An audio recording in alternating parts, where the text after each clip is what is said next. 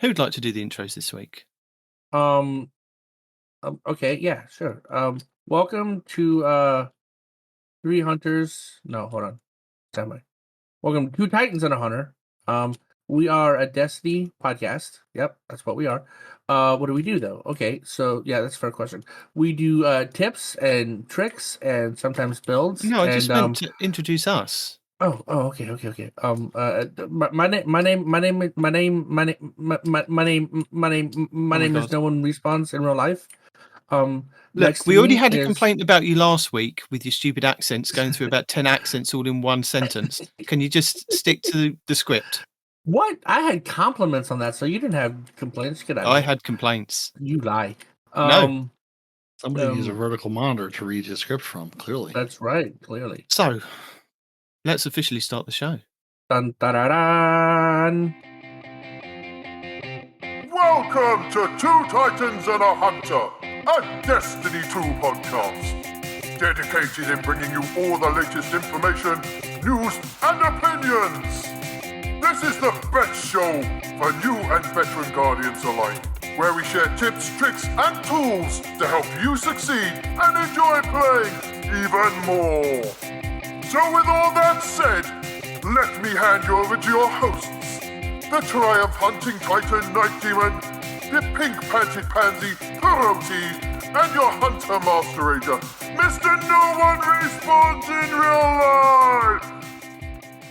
Anyway, so I'm Respawn. More technically, No One Respawns in Real Life.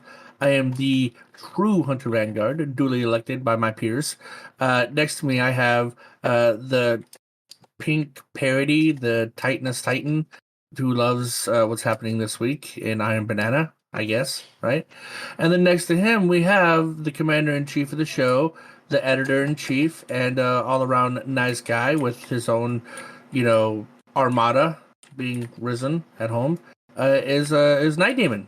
So, yeah, and he's a Titan, if I didn't mention that. So, yeah, that's us. This is what we do. This is why we do it. And stuff. Good intro there. Yeah. So I've got some sad news for you guys from the offset. Oh, yeah? Yeah. Your soundboards, they ain't working. Aww. I didn't make it. I know. You can you can't hear all them? the sounds. I can hear them. You can hear them. But I'll tell you what, the bears can't hear them. What? That's not amazing. That's the opposite of amazing, Peroty. No, that just means I can use it now and I won't ruin the recording. So, I mean... I always thought you were adding to the recording, honestly. Well, I mean, that was my hope for last week, but now that I know it doesn't matter, then nothing matters anymore. It's fine. Wow. Well, this is why I'm saying it at the start of the show. That This is amazing! It's gonna be silly if you guys are starting putting in silly sound effects and somebody pauses.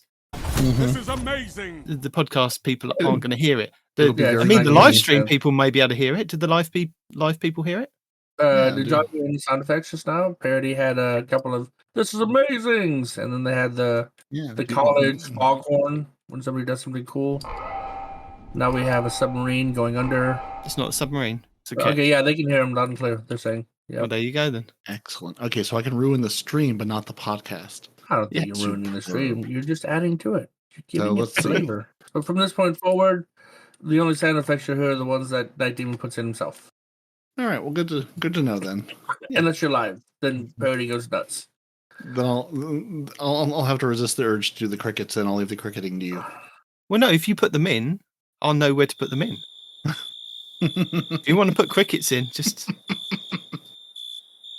He's not objecting to the crickets. I'm not objecting. I'm not objecting to the sound effects. Just that if you do put them in, I've then got to go and put them in myself manually. Yeah, it just seems like extra work that is silly and shouldn't be done. Yeah. So, hello and welcome to the show. Greetings, my two compatriots. Hello. We have. There's lots to talk about this week. There's lots of little bits that I've heard from the grapevine that people are unhappy about. There may be a Destiny 3, but they're not really a Destiny 3. There may be new servers. There may not be new servers, and I don't know. There's weird and wonderful things going on in the Destiny universe this week. The previous week, there was a well-known streamer and YouTube creator that kind of got kicked off of Destiny for doing bad stuff. Now, we didn't talk about it last week. Really? I did not hear about that. Yeah, it was a well-known YouTuber, and apparently he'd been leaking things from the summits that Oh, they the go to. leaker. Okay, I did hear Yeah. about that. Okay. Now, I mean, he flatly denies it and things like that, but obviously, if you're going to leak stuff, you're not going to leak it on your own channel, are you? You're going to leak it to other people, so there's going to be no direct tie to you, unless If Bungie you was were sneaky. intelligent, that's what you would do. And Yes. but see, it's like the movie scripts where they give each actor a different movie script with different words in them, so that if something gets leaked, They did that they with know. Tom Holland specifically. All right, that's not every actor. That's No. somebody who can't keep his mouth shut. They know if, I mean, in the corporate world, they change things in emails and things, don't they? Like slight wording, or they know how to catch people. So if things are being leaked, it's these specific people, and they can trace it back. So obviously Corporate stuff was espionage. getting leaked. So they decided that they were going to do X, Y, and Z, and found out it was that one specifically, which is why he can't get out of it. Even though if he hasn't, leaked it on his own channel, it still comes back to you, my friend. There's also ways to fingerprint, like you can fingerprint audio and things in a way that is not audible to people, but you can tell, like this particular set of files was given to this person or this group of people. We can figure out, whose version this is, and wait until you guys find out that Xerox machines have been printing patterns on things for years, so you can tell what Xerox machine something was printed or copied from and trace the source back to that. Oh, absolutely. Well, and imperfections sense, on print heads, all kinds of stuff. Yeah, no, I mean, not even imperfections, not even imperfection, but like literally printing a pattern to identify. Yeah, no, I get it. Like on a microscopic level. Yeah. Tiny little dots of color going, no, this came from this machine. Mm-hmm.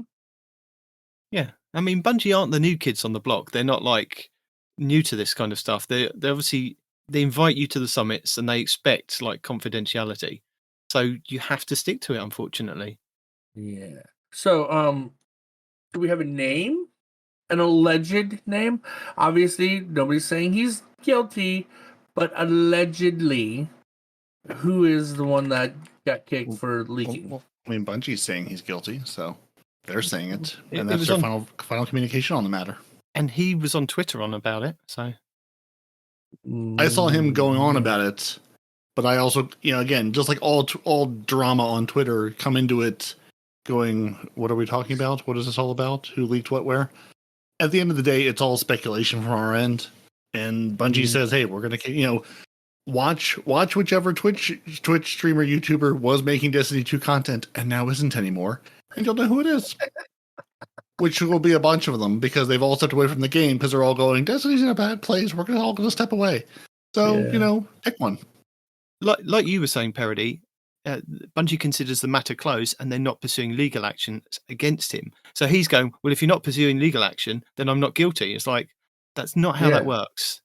Yeah. They know what they've stopped you from making content about their game. We're banning you from the game. That was the action we took. We're not going to then continue to spend money to go after you. We fixed the problem. It's the problem is fixed in their eyes. Why take it further? Well, I mean, why do anything, honestly? Because his, quote, leaks, right? Were reviving Destiny at times when Destiny was dying, right? Like, I can't tell you how many leaks you violated, brought people back to the game. Yeah, that's you violated an NDA, you lose the game. That's it. Yeah. You were brought to a place, you were given information that people in public, wasn't public knowledge. You signed an NDA that said you cannot talk about this, and then you went and talked about it. That's it. Game over. You disclosed it to sources that can leak the stuff, and you think, hey, it's nothing to do with me, but I've got a little bit of, out of this. Yeah. I am the source of this. That it can, I can release the information. It won't come from me, but it'll come from someone else. But you've violated the NDA.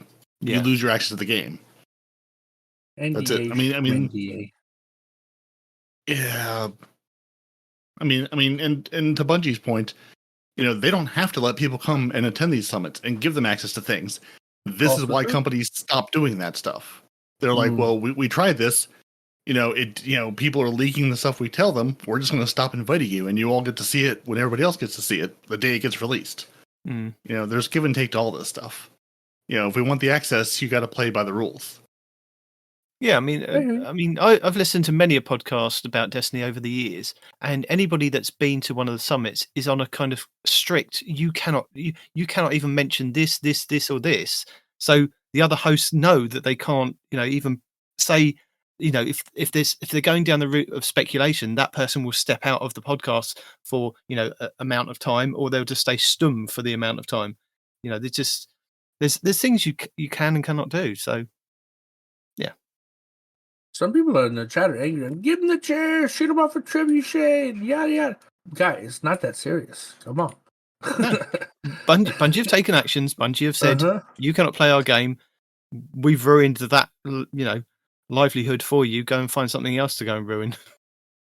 Well, who's to stop him from? At worst, what they're gonna ban your IP? Get an IP. A spoofer. Oh, they blackbunked your Xbox and or PC. Change your card, right? Boom. Respawn. If he then starts playing and streaming as another character, streaming is another thing, right? Right. Okay. If you're content creating, and honestly, if you're not content creating, what's your incentive to then go back to this game that you've been banned from? You don't like playing it just to play it, Peroty? Not if it's your livelihood. If your full-time job is to create content, if you can't create the content, you got no livelihood. I just thought we'd mention it because we didn't discuss it last week, but I just thought it was quite interesting now that it's kind of all blown over. Oh, that's a good question. Was he the one data mining and leaking, or was he just leaking? Or is data mining mining something? Data mining is a completely different thing. Yeah, data mining is a totally different thing.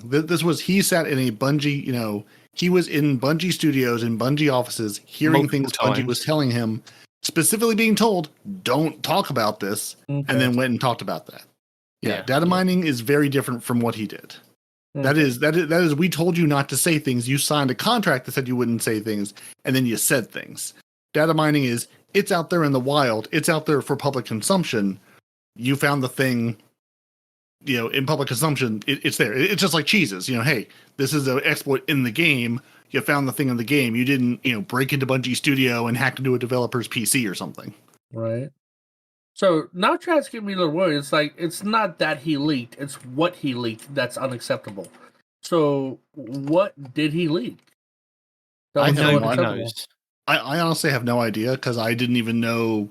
I heard that, someone was banned for leaking stuff. I have no idea what he leaked or when. No. But from Bungie's veiled communications, it seems like this has been something going on for a while. Like this is they basically said, like, this is an ongoing pattern. It wasn't just like a one and done. It's like, this is an ongoing pattern we Bungie have been looking into, and then said, hey, eventually, either A, they were able to confirm, or B, something happened and they were able to feel confident enough to take action.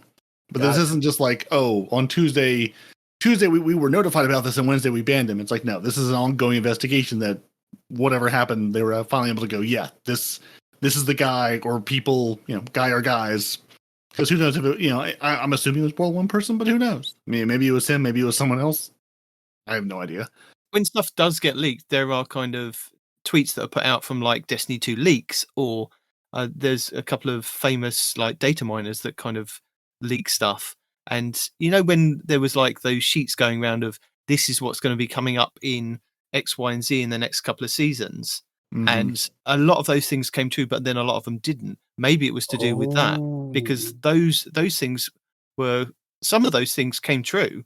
So maybe it was those sheets that were disclosed. And someone with actual knowledge, not just guessing or going or soothsaying, it seems like this could be a thing. Yeah.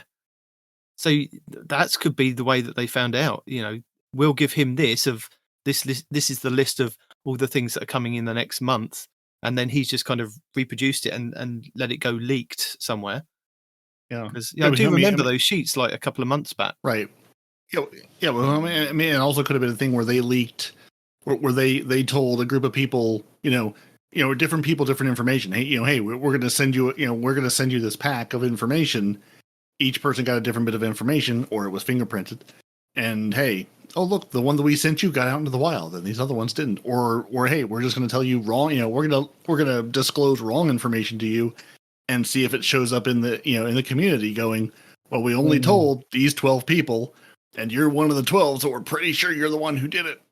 Yeah. I mean, it's all. I mean, again, we could speculate all day about the who and the how and the why and the what, and at the end of the day, it's not very interesting. Bungie says you did this thing. We're going to ban you for doing this thing.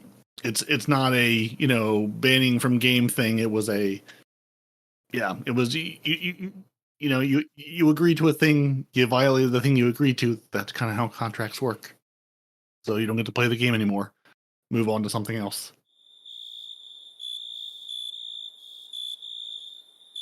I get worried whenever Respawn's quiet. Yeah. He's in the middle of playing, isn't he? So that's why he's quiet and getting stomped and dying. Yeah. Speaking of which, Respawn, I'm going to need to give you some instructions to give to your hunters. Because the last game of Iron Banner I played was Pan and I, and then 4 hunters. And I'm thinking, okay, we've got Shadow Shot, we've got Ice Tornado, we've got Golden Gun. I was like, I was feeling pretty good going to this game, there are some hunters all dressed the same, walking into this game, and I'm thinking, I got 4 hunters. We're playing Iron Banner Fortress. If I want zone control, I've got he's got a banner shield, and I've got 4 hunters. We are going to control some zones. We are going to keep that middle point. Ideally, yeah. I'm going to need you to explain to your people how that game mode works. Because let me tell you, I'm not sure they understand that when that big circle shows up in the middle, you're supposed to go there and then keep the other team from going there. Because you'd think like the guy with the banner shield and the well would be an indication that that's where you should stand. No, apparently that was not a good enough indication for them. You need to tell the hunters how Fortress works, because I don't think they get it. Okay, fair enough. I'm very disappointed in them. I think they were more interested in killing people than protecting a point, so that's probably what it was. You got to give them incentive to protect a point. You got to put people near it. So they want to be at the bottom of the chart every time. That's their goal. I don't know. I haven't played that mode to tell you how it works. Well, let me tell you, because if you don't actually play the objective, you're at the bottom. Because I've been at the top of the chart every time because I play the objective going, you can teabag me over there and get all the kills. I'm still winning. I'm still doing the things. I'm at the top of the chart and you get nothing. You lose. Good day, sir. Also, who teabags you when they put a well down and then kill you out of their own well? Come on, sir. Dude, Come on. Who teabags you after you got double teamed in a bubble? Like, people out there are dumb. The people that get banned and reported, that too. Or blocked. So you've been enjoying Iron Banner this week then, I take it, Peroty?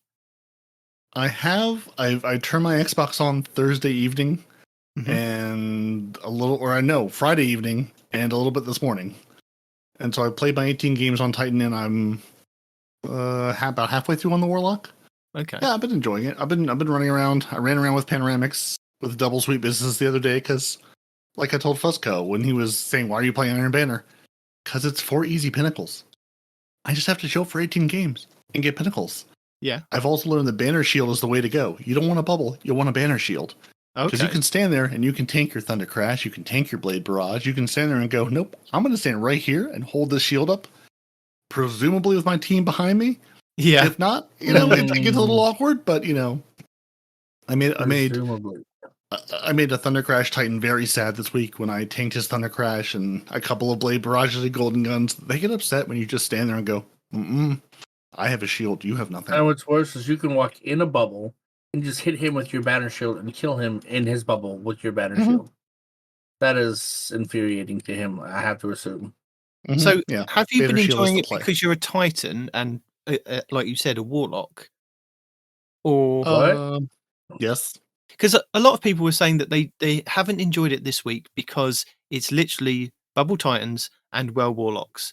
And I'm thinking, and Ice what did you Hunters. think it was going to be? I haven't seen any Ice Tornadoes.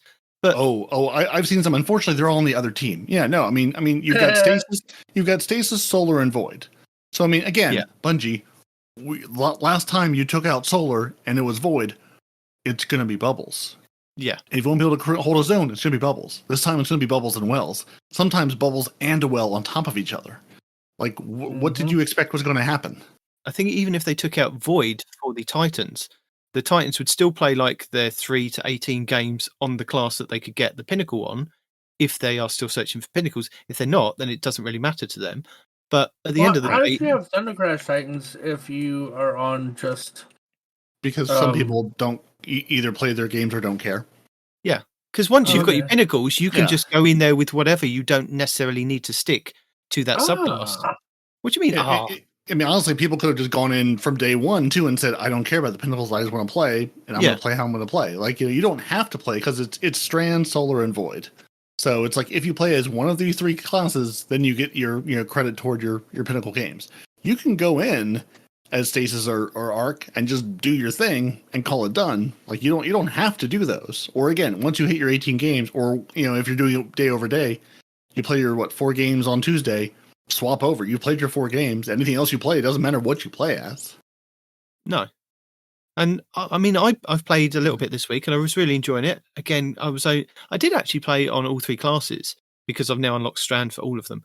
But because I haven't unlocked any of the fragments for the Warlock and the Hunter, it feels very weird because there are a lot of other people doing a lot of other things, and I haven't got to that point. But I still wanted to go in there and play it because I thought if I use the Strand, I can at least generate the fish bucks when I get a kill. So that was my plan. Is I know it's only 1 fish buck, but it's a fish buck that helps me in my end goal of unlocking the full Strand for both classes. Yeah, still earning it passively. Yeah. And I stuck to Strand actually for my Titan. I didn't actually go Void, and I was having good fun. But I mean, it wasn't like we didn't know this was going to happen. This happened the first week that we had the Fortress, and everyone enjoyed it. It was like, oh yeah, but the Titan bubbles are a bit oppressive, and we knew this was going to come back. And I think Bungie knew even if they did take out Void from getting the pinnacles, people would still use Bubble or the Well. Those things do those things, and they do those things good for a reason. I mean, that's what they're designed to do. Got a nerf specifically because of what happened in Fortress, yet they're still being used in Fortress, which is what we said was going to happen. So I don't know where they could go with that unless you cannot put a bubble or a well on those capture points. But then that's taking away the point of capturing the points and using your super to get that advantage. You give me a class that serves a purpose, I'm going to use it for that purpose. Yeah. But yeah, I think I enjoyed.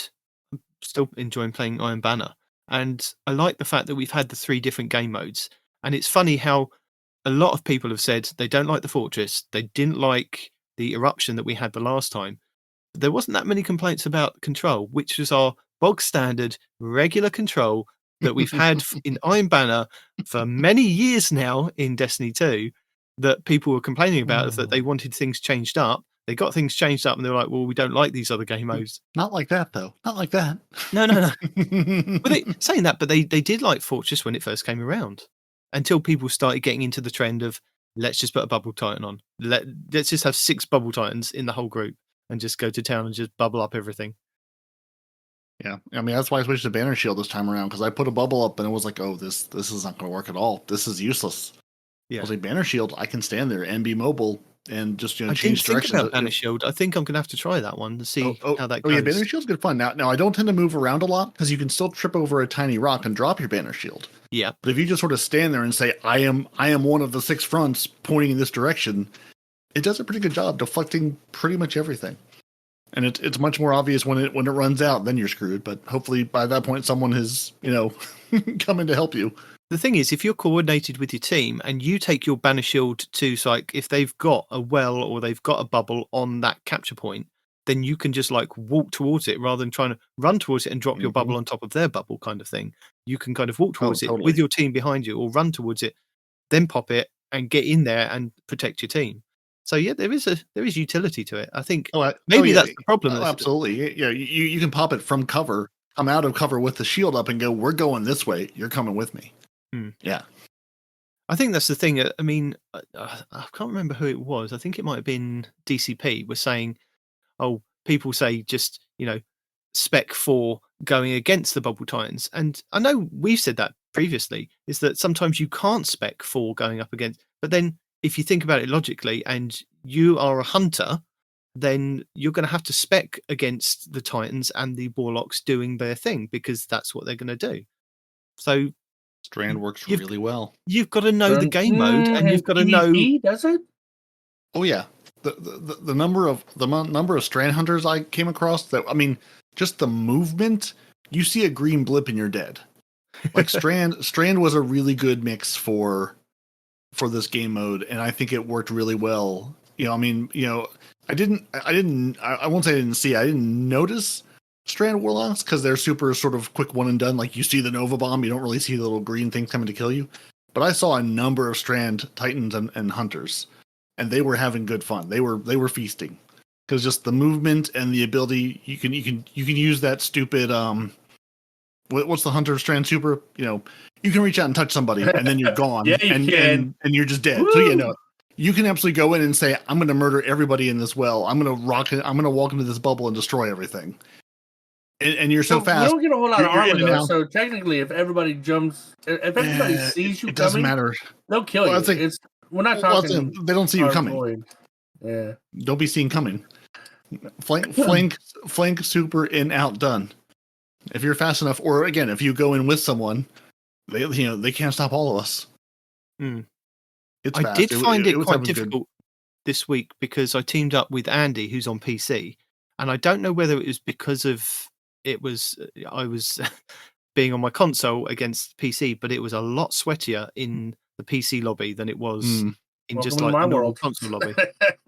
Yeah, that's the first rule. Don't play on the PC lobbies.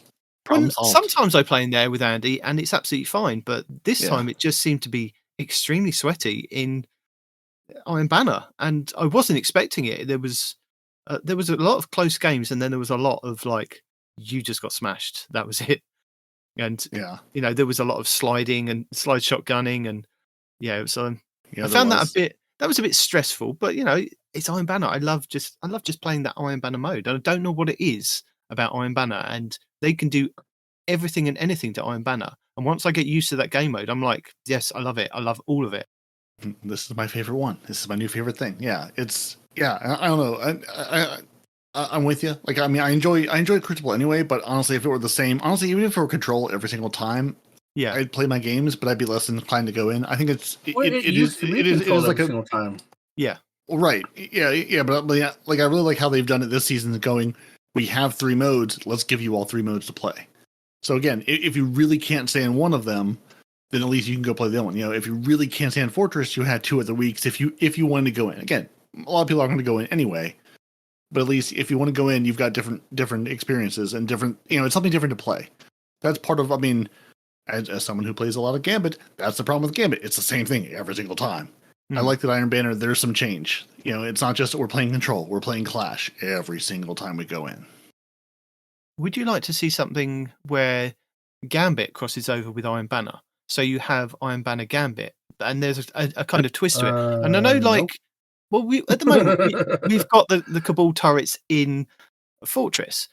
It would be interesting to see if there was something that they could do to Gambit, so that there was a PvE-esque version for that week as well. And only for that week, gives Gambit something extra, so that you don't necessarily.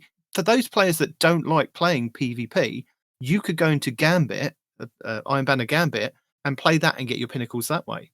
Would that be interesting to you? So hold on. Let's say. I'm trying to think how that would work. My only thought is a meatball shows up in Iron Banner, but not quite. like every time you kill a Guardian, they drop a mote. If you can stay alive long enough to get 5 motes, you can dunk a mote, and then a Taken begins wandering around the field, but it's hostile towards them only. You know, like a Taken Knight or a big baddie. You know what I mean? Taken Friend. I'm all aboard a Taken Friend. I remember in D1 where you could get the artifact thing to punch someone and turn them to your side. I'm in. Give me a Taken Friend. Give me a little Taken. What are the guys who can shield me so I'm invulnerable? Give me one of them. We can be best friends. Yes, that would be a good friend, wouldn't it? Give me one of the big Taken, boop guys who just says, "Oh, you're sitting in that zone? No, you aren't. Boop, you're over there now." I think Respawn just broke PvP. I'm sorry, guys.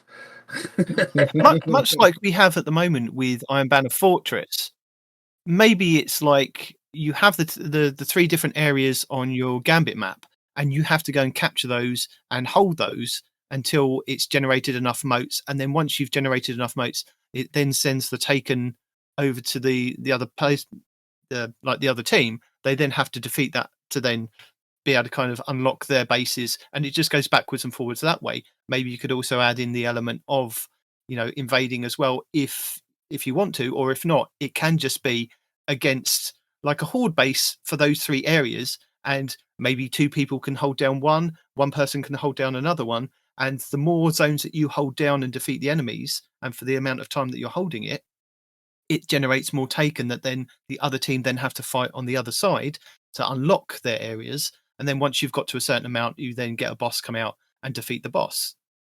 What about that? Where you take out the element of the PvP part of it, and it is just solely focused on PvE, but it's an Iron Banner version just for that week, just to test it out, see what it's like. I mean, honestly, I'd like Bungie to remember that Gambit exists at all, so I'm game. Well, I know you play Gambit a lot, so I mean, what would you like I play Gambit to a see? lot without ever having to step into Gambit. Believe it or not, there's Gambit aspects in a lot of this game.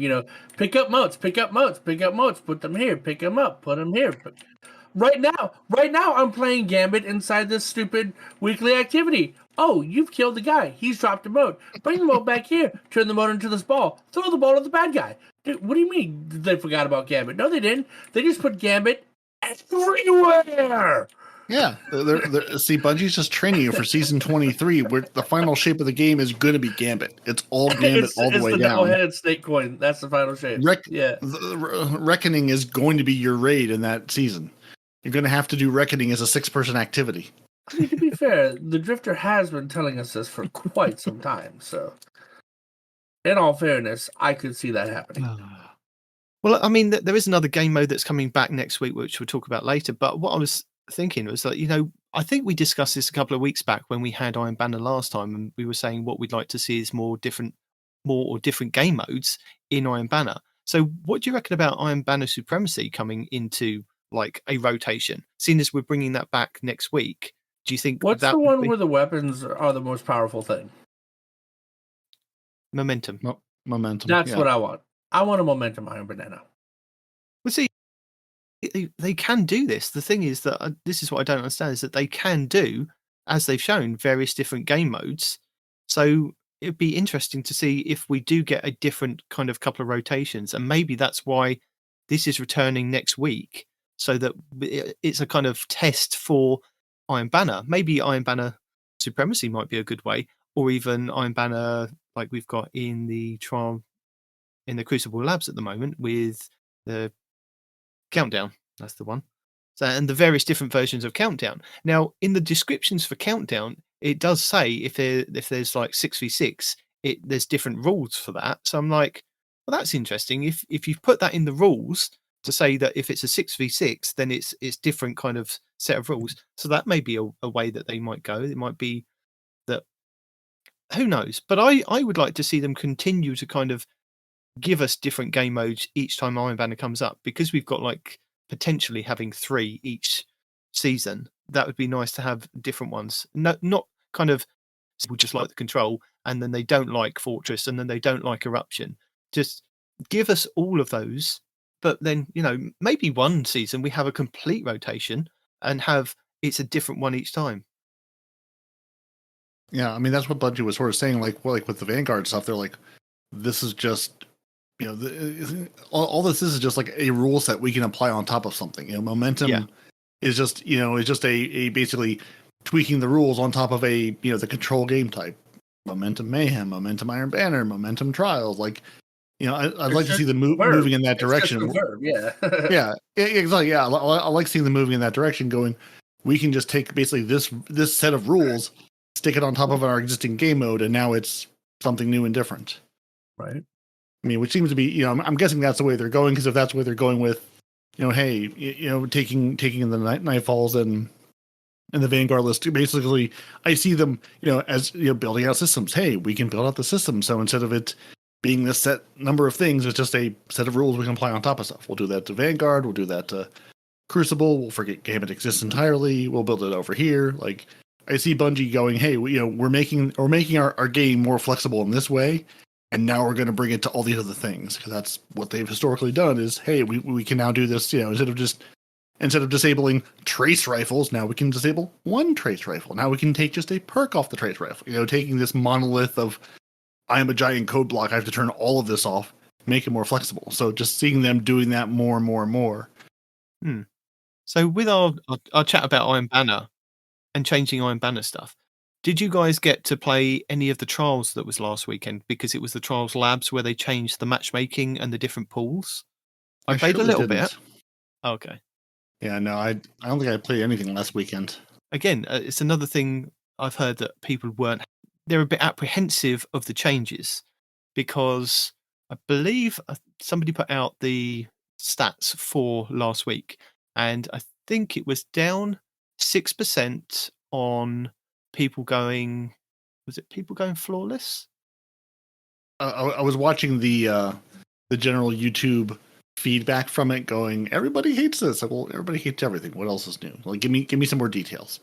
Well, the thing is, I mean, it with trials, they tried it with the two kind of pools of, if you go flawless, it that kind of unlocks on, is it Saturday or Sunday reset, and then you're kind of in those pools, and Sunday reset.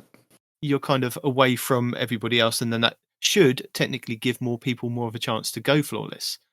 So it's like you can't win. I mean, they've changed up the way that people can go flawless, and last week the population was down by a percentage, and so was the flawless. People that went flawless was down by percentage, and people are attributing it to the new variation of their matchmaking, which we've got, I believe, another week of that coming up next week. And it's kind of thrown a spanner in the works with the 3 maps that they've put in the TWAB this week for what you get to select is going to be the map, because they've said, we'll give you these 3 maps and you can pick. No, exactly. They haven't. They've given you 1 map that we're all going to pick. They've given you they've given you a realistic PvP map, and then they've gone, we dare you. You can vote for this one if you really, really want to. A realistic one? I mean, and then everybody on Twitter went, you have to vote for this one just to mess with them. Yeah. And I bet you're voting for that one, aren't you? Oh, 1,000%. Before I even knew it was an option, when I heard people talking about there was a vote for maps, I was like, I know exactly where the community's going to go with this. It's going to vote disjunction. It's going to be disjunction. Because screw you guys, we're going home. I'm guessing that was in fact one of the options. Because if you give the community a way to stick a thumb in the eye of Trials players, they're going to take it 11 out of 10. And Trials don't like disjunction. Nobody likes disjunction. Okay. Which one is disjunction? It's the long one on the throne. Oh, the big one? The throne world map. Yeah. Our first new map in 900 billion days that everyone doesn't care for. Yeah. It's fun and certain. I really enjoy it for Rift. I mean, like, there's certain game modes I really enjoy it for. The guy who was cross mapping me with the Outbreak perfected earlier in Trials, or in not Trials, in Iron Banner, he was having a good time with it. I bet he was. Like, it's a good map for certain game types, and it's not a great map for other game types. Fortress, when you all have to run into the middle of that zone, it's not great. It's like Rift, but you have to stand there as opposed to taking the ball and running away. Okay. So, according to Trials report, it was down 6% of players. There was only 385,662 players last week, and it was down 28% in characters that went flawless, down to 83,839. Was it the shotgun last week? Was it Astral Horizon? Was that our adept? Yeah, I believe it was. I don't know. But yeah, a lot of people were attributing it to the fact that they changed the way that people could go flawless, and the map was distant shore. Yeah, I think it was DCP was saying that if you spawn at sea, which is on kind of that shore side, that you have a good vantage point to get to A, B, and C, like kind of straight down the middle to get to the any of the kind of other points. So you get more of an advantage at sea. So if you spawn with that, you kind of... Disjunction is a social experiment by Bungie. But the thing is, if we've got new kind of, what's the word, the matchmaking parameters, and they're trying to test those out, and then they give you a map that you're going to vote for, and you're going to mess up. Well, not mess up, but you're going to vote for the kind of the funniest one, just so that it gets. But well, then we would. I don't know if normal population No. would. normal population. This is a thing that is trending on Twitter. Oh, Okay. normal population is going to again poke a thumb in the eye of trials players if they have the choice. Let's be honest here. Oh yeah, If you're going to give the community a choice to vote, they're going to go, this is the funny one because I'm not going to step into trials anyway, so let them suffer through it. That's what the normal community is going to do. and you know what Bungie are going to do? You've don't met you? people. Bungie are going to give you the map, and they're going to go, here you go. This is the last week this season to go and farm for your Immortal Adept submachine gun. That's what they're going to do. They're going to go, you voted for this map. That's funny. That would be funny. I mean, for us. For trials, Yeah. not so much. I really want to see if Immortal is still 10% of the usage overall when it's disjunction this weekend. Hmm. I Well, mean, the people will that's just a good close the point. gap, won't they? They'll camp the flag point, and that's it. That was the other thing that there was last week, is that it was capture zones, I believe. So it was a whole different style of trials last weekend as well. It wasn't your regular trials.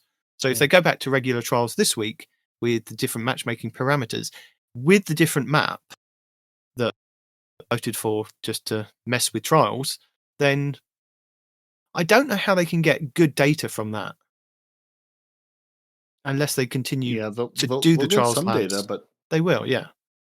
yeah, so they'll get something. But are they? Yeah, well, I guess it's also just like, what are you looking to get? Are you looking to go, who's going to play this come hell or high water, or are you looking to, like try to answer a specific question or something? But yeah, Are they looking to kind of go, well, you wanted this connection-based matchmaking, it hasn't worked, so we're going to revert back to that flawless pool that you guys were all complaining about last time? Do you think that that's... I don't think they would do that, but it sounds... Yeah, it just sounds silly that what they're doing. They're giving it at the time Yeah. that's... I think that if you're going to do changing the parameters and you're going to do something like this with the connection base and you're taking away the flawless pools, that maybe you do it at the beginning of a new season so that and give people a reason to go in with those new weapons and go, here you go, here's the new weapons this week, and then flood it with players to see how it works out. Generally, at the end of a season, these things I don't think work out particularly well for the players or even for Bungie. Yeah, they're really trying to balance their. We want, because they said like we don't like the flawless pool because like what Sweaty Spooks was saying. I can't go in with my friends because if I've gone flawless, I'm dragging them into the flawless pool, and that's not a good experience for anybody. Like Bungie's trying to mix we want everybody to be able to play the game and have a good time with everybody, and have a But competitive. You can't always do that though, man. Right. No, exactly. And they're trying to mix that with a ranked competitive game type. You can't have this is a ranked competitive game type with come in and have a laugh with your buddies. Like it's not the same thing. Like that's a seesaw. You can push your finger on one end or the other, but you're never gonna balance it and make everybody happy. Like compromise is when everyone's a little upset. So figure out what makes everyone a little upset, and you've got there. I think we need to go back to the time where when somebody in your clan did trials, right? No. You got a trials end room. Everybody was happy. No, I don't. Including the people working to get everyone else to end. No, I like the fact that they give you an opportunity to try and get your own weapon. I'm hearing you. I'm hearing you. You're not really hearing me, are you? No, not really. No. But yeah, I mean, also they were talking on DCP is what do you think about actually removing the flawless requirement from trials so What do you that mean? it gives people more of an opportunity? Well, if you go flawless, Yeah. if you get your 7 wins, you get to go to the Yeah. lighthouse quicker than say somebody that has to play 5 more games than you. If maybe, I think they were saying like if for every loss that you've got on your card, you have to play an extra game to wipe that loss off, it'll give more people more of an opportunity to go to the lighthouse. Will you though? Will you? I mean, Let's think about this. Because that gap can get really big. Well, Right. I mean, it gets to the point where you just reset your card and you start from scratch. But yeah, if you can get to the lighthouse, say, hey, I'm never gonna get there in 7 games. I get to game 6 and 7, and I come across, the trials gods and what they wipe the floor with me. But if I can maybe get there in 8 games or 10 games or 12 games, I'm good enough. I'm right on the cusp of being able to do it in 7, and it's just I get a poor luck of the draw. I get the ZK Frostbolt, pro gamer streamers on game 7 going, well, that was never going to happen. But if I can then come back, give me that sort of a catch-up mechanic. Let me come back in 2 or 3 games and get back there, then it would at least again give you a reason to do it. If I had a team together, or even if I'm just trying to get better, it gives me some wiggle room to say, I'm not quite here now, but hey, I can play a couple more games, and again, if I get if the dice rolls my way, and I actually have a competitive match, it gives me a chance to go do this. No, he means. I like the idea. He's talking about like an evolved mercy card. Like, let's say you lose 1 game, right? Well, you get the mercy on that game. But if you lose 2 games, well, now instead of winning the next 7 games, you have to win the next 8 games, right? And if you lose again, well, now you have to win the next 9 games, right? So what this feels like to me is gambler's addiction. It's like, man, just one more roll, just one more deck, just one more hand, one more hand. That's also what they want. They want people. They want. I mean, honestly, they want to drive engagement. That's how you drive engagement. You get there close. I mean, they're already giving us the second mercy on the mercy card, so we're halfway there. Well, what? Next season, don't get me excited now. I'm not getting excited. I just didn't know that was a thing. Mm-hmm. Well, you knew it was a thing. You just forgot it was a thing I knew it was a mercy card. Yes, but I didn't know it was giving you a second. You and Apache Helicopter Kitten talked about it extensively, so you knew about it at some point in the past. Every week, exciting. Yeah. So next season, your mercy card will give you two mercies, so you can lose 2 games instead of the 1. But do you guys feel that it's got to the stage where we have to abandon the flawless, so that it's kind of gives more people more of a chance? Because they're obviously saying that they don't like the flawless pool area. So maybe if we go with abandoning the flawless part of it, for more and more people to get to the lighthouse. But if you do go flawless, say you do get your 7 wins in a row, maybe they give you something more cosmetic than you get if you've actually got losses on that card or you've had strikes on that card. If you get losses on your card, you still go to the lighthouse because you've gone, you've won your 7 games.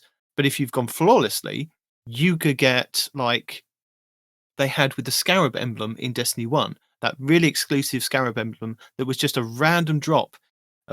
Once you kind of play past being flawless, maybe things like that of showing people that maybe a new memento, a flawless memento, so you can still get one from the chest, but then you get a different one if you go flawless. Things like that you could then put on other weapons or even exclusive shaders, ships, sparrows, ghosts, anything like that. I think for people to show off, to say, look, I can go flawless. You can play trials, you can go to the lighthouse, but I can go flawless and I can get these things. I think, I was in agreement with DCP when I heard it. I was thinking, this is a good idea. Do away with the whole requisite of being flawless to get more people to go to the lighthouse. What is the purpose of trials? Best of the best to prove your worthiness.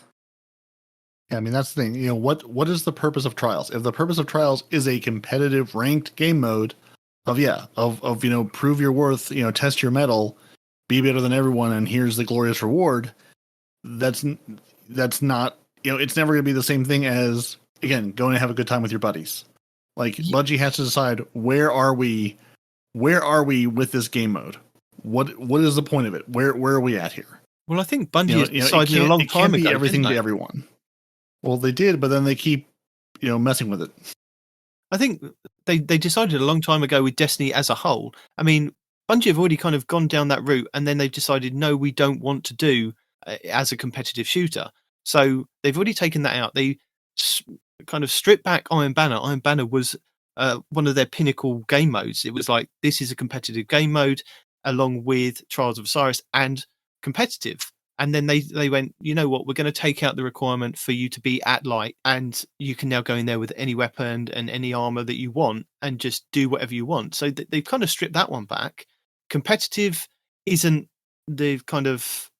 isn't like other competitive shooters. It's another rank system of what we've kind of been asking for a long time, of showing off your rank. And I think that Trials needs to kind of move with the times and go with that kind of same structure and make it more open for everyone. If we're not going to go with the 2 flawless pools, like to get more people interested, if that thing's not working out, and I like the idea of the ring thing, so that you're out of that ring of flawless players, and that those 2 or 3 days gives you a chance to go flawless if you can find the right people, or you can go in there solo and get there. I mean, I managed to do it once, and once was enough. You know, I know that I can do it, and if I applied myself, I could probably do it again. But it's just kind of, again, time factors also tie into it as well. So if you say you play on the Friday and you get like 4 wins in a row, and then you get a loss, and then you come back on a Saturday and you get another win, which takes off your loss, and then you get another win, so you're up to 6, and then maybe you get like 2 or 3 losses in a row, and then you still got like a couple of days to kind of get those wiped off before maybe eventually on the Monday or the Tuesday before reset, getting to go to the lighthouse. And I think that would give more people more of incentive of, we can still go and get X, Y, and Z and adept weapons. Well, no, the adept weapons is the end game stuff, dude. Yeah, but you can get adept weapons from Nightfalls. Yeah, which is an end game thing. Yes. Yes, but you can cheese Nightfalls. You can cheese PvP. Can you? Yes. Not to that. You just have to be better than everyone else. It's easy. And raids. Again, raids and Nightfalls are things that you can butt your head up against, and you can, you know, you can spend a lot of time in there, but you still have more of a chance to get adept weapons and drops from that. I feel anyway. I mean, if that's how you feel, that's how you feel. It's nothing to argue. You're wrong, but why am I wrong? Because, like, the whole point of the end game activities is for you to earn them, right? And you say, oh, you can cheese a raid. You might be able to cheese one encounter of a raid, or you might be able to cheese, like, a way to get from point A to point B within a raid without dying, right? But you still have to do the mechanics. You still have to freaking survive. You still have to work as a team, right? So, okay, you might be able to choose one aspect, but the rest of it is still there. Okay, same thing with the dungeon. Same thing with everything else. Raids and dungeons and Nightfalls are easier to learn because you know where they're going to spawn. You know the mechanics once you've kind of got it down. If you've got a competent team, you can get through these things. Whereas with Trials, it is all kind of just circumstance. It's skill, dude. It's skill. No, but it can just be circumstance. It can just be, if you're going in there as a solo player and you're matching up against other solo players, or you're getting a team of duos that kind of are matched up with you, and that team of duos really slay out, you could kind of go all the way to the lighthouse and not really have to do too much. But other weeks you could kind of just really kind of bang your head against a brick wall. Yeah, but like, I mean, how can I say this? It's not. No matter how you look at it, it's just not the same, man. You're comparing apples to oranges, you know, and really you're looking at a watermelon, right? So no, you're wrong saying in 3 ways. No, but you're saying that Nightfalls, raids, and dungeons are end game content. Yes, they are. Yeah, but so is Trials. But Trials is a different animal. No, it's not. Trials Iron Banner is supposed to be a representative of the best players in PvP, right? And I'm sorry, guys, but I'm going back to an old argument that we've had before that, you know, some people just don't belong in Trials. I know I don't belong in Trials. You don't see me trying to go flawless every week. I know I don't belong there. That's not my bag, you know? If somebody wants to run me through it or whatever, great, I'll run with you. I'll do my best. But that's not where I live. That's not my skill house. You know what I mean? And for people to be like, well, it's not made for everybody, Bungie. I want you to make it for everybody. It's not gonna be. It will never be made for everybody. That's the thing. Bungie are the ones that are saying it's for everybody, and they're the ones changing the game mode. Well, because they're getting feedback. You know, they're not getting this out of thin air, right? No, but They're I getting think they're trying to feedback. get more players engaged. That's what they're trying to do. Keep the player base and keep them engaged. And they're saying that the flawless pool thing obviously isn't. Then they're not happy with that, so they want to kind of do something else. So why not try it? Why not try it for a whole season? See and get the data from the offset at the beginning of the season that X, Y, and Because Z. If it's you no longer a representative of what it is. If you do that, this is no longer a representative of the creme de la creme of in-game Why not? content. Why right? not? What do you mean? Why not? The creme de the creme can still play it. I don't understand why not. But But it's not. what's their motivation to play it? Yeah. They still can still get there faster than say Respawn, you and me. There's still motivation for them to carry on playing the same game mode that they've got now and get to the lighthouse a lot quicker and still get the stuff that they get with added incentives, a few cosmetics here and there and things that they can get to show off. Whereas we take a little bit longer to get there, but we can still get there. I think that would entice more players to be in those pools every week. If there is a small chance, than what we've got now. I mean, like Grenadier Jake was talking about this. What was it, Thursday or Friday? Right? He's on your side. He wants trials to be less sweaty because he wants people like me to think I can go in there and have a chance, and then he comes across me and he's all like, "Oh yeah, easy win." Right? So he is about what you're talking about. He wants to expand the player pool. He doesn't want them to separate all these different trials sections, right? Flawless and the non-flawless and then this and that and the other, right? He wants there to be a healthy portion of people. And when you start splitting things up, well, then you're splitting the player base, which is what they said they don't want to do. But at the same time, it's just like, it is still in-game activity. And this is the worst kind of in-game activity because it's a player versus player in-game activity. And yeah, if you don't belong there, no matter how much you whine or you cry about it or Bungie tries to help you, you're not going to have the skill set to do it. Now, if you play more PvP overall, okay, you're naturally, hopefully, going to get better at it just because your skill is growing. Maybe right? you've hit that glass ceiling. Maybe you cannot get that far. Well, then you're done. Sorry. But you can hit that glass ceiling in doing raids and dungeons, yet you can have other players around you to help get you there. How is that fair for an end-game activity? Not necessarily. That's Sometimes you have to learn how to do things. Yes, but you can't do trials carries every single week. Well, I mean, it depends how lucky you are, I guess. I don't know. And if you have a friend who does trials and will carry every single week. Yeah. And it's not going to be Ryan. Yeah. Sorry, guys. Ryan is gave up. Yeah, I mean that's the thing. It's like, honestly, Iron Banner is becoming the vision of what Bungie wants a quote competitive PvP match to be. They want you to go in with your buddies and have a good times. Like that's, I mean, like Nitedemon said, they took away the light level requirements, all the stuff. They want you to go in and it's and earn your 4 pinnacles by just literally showing up, participating.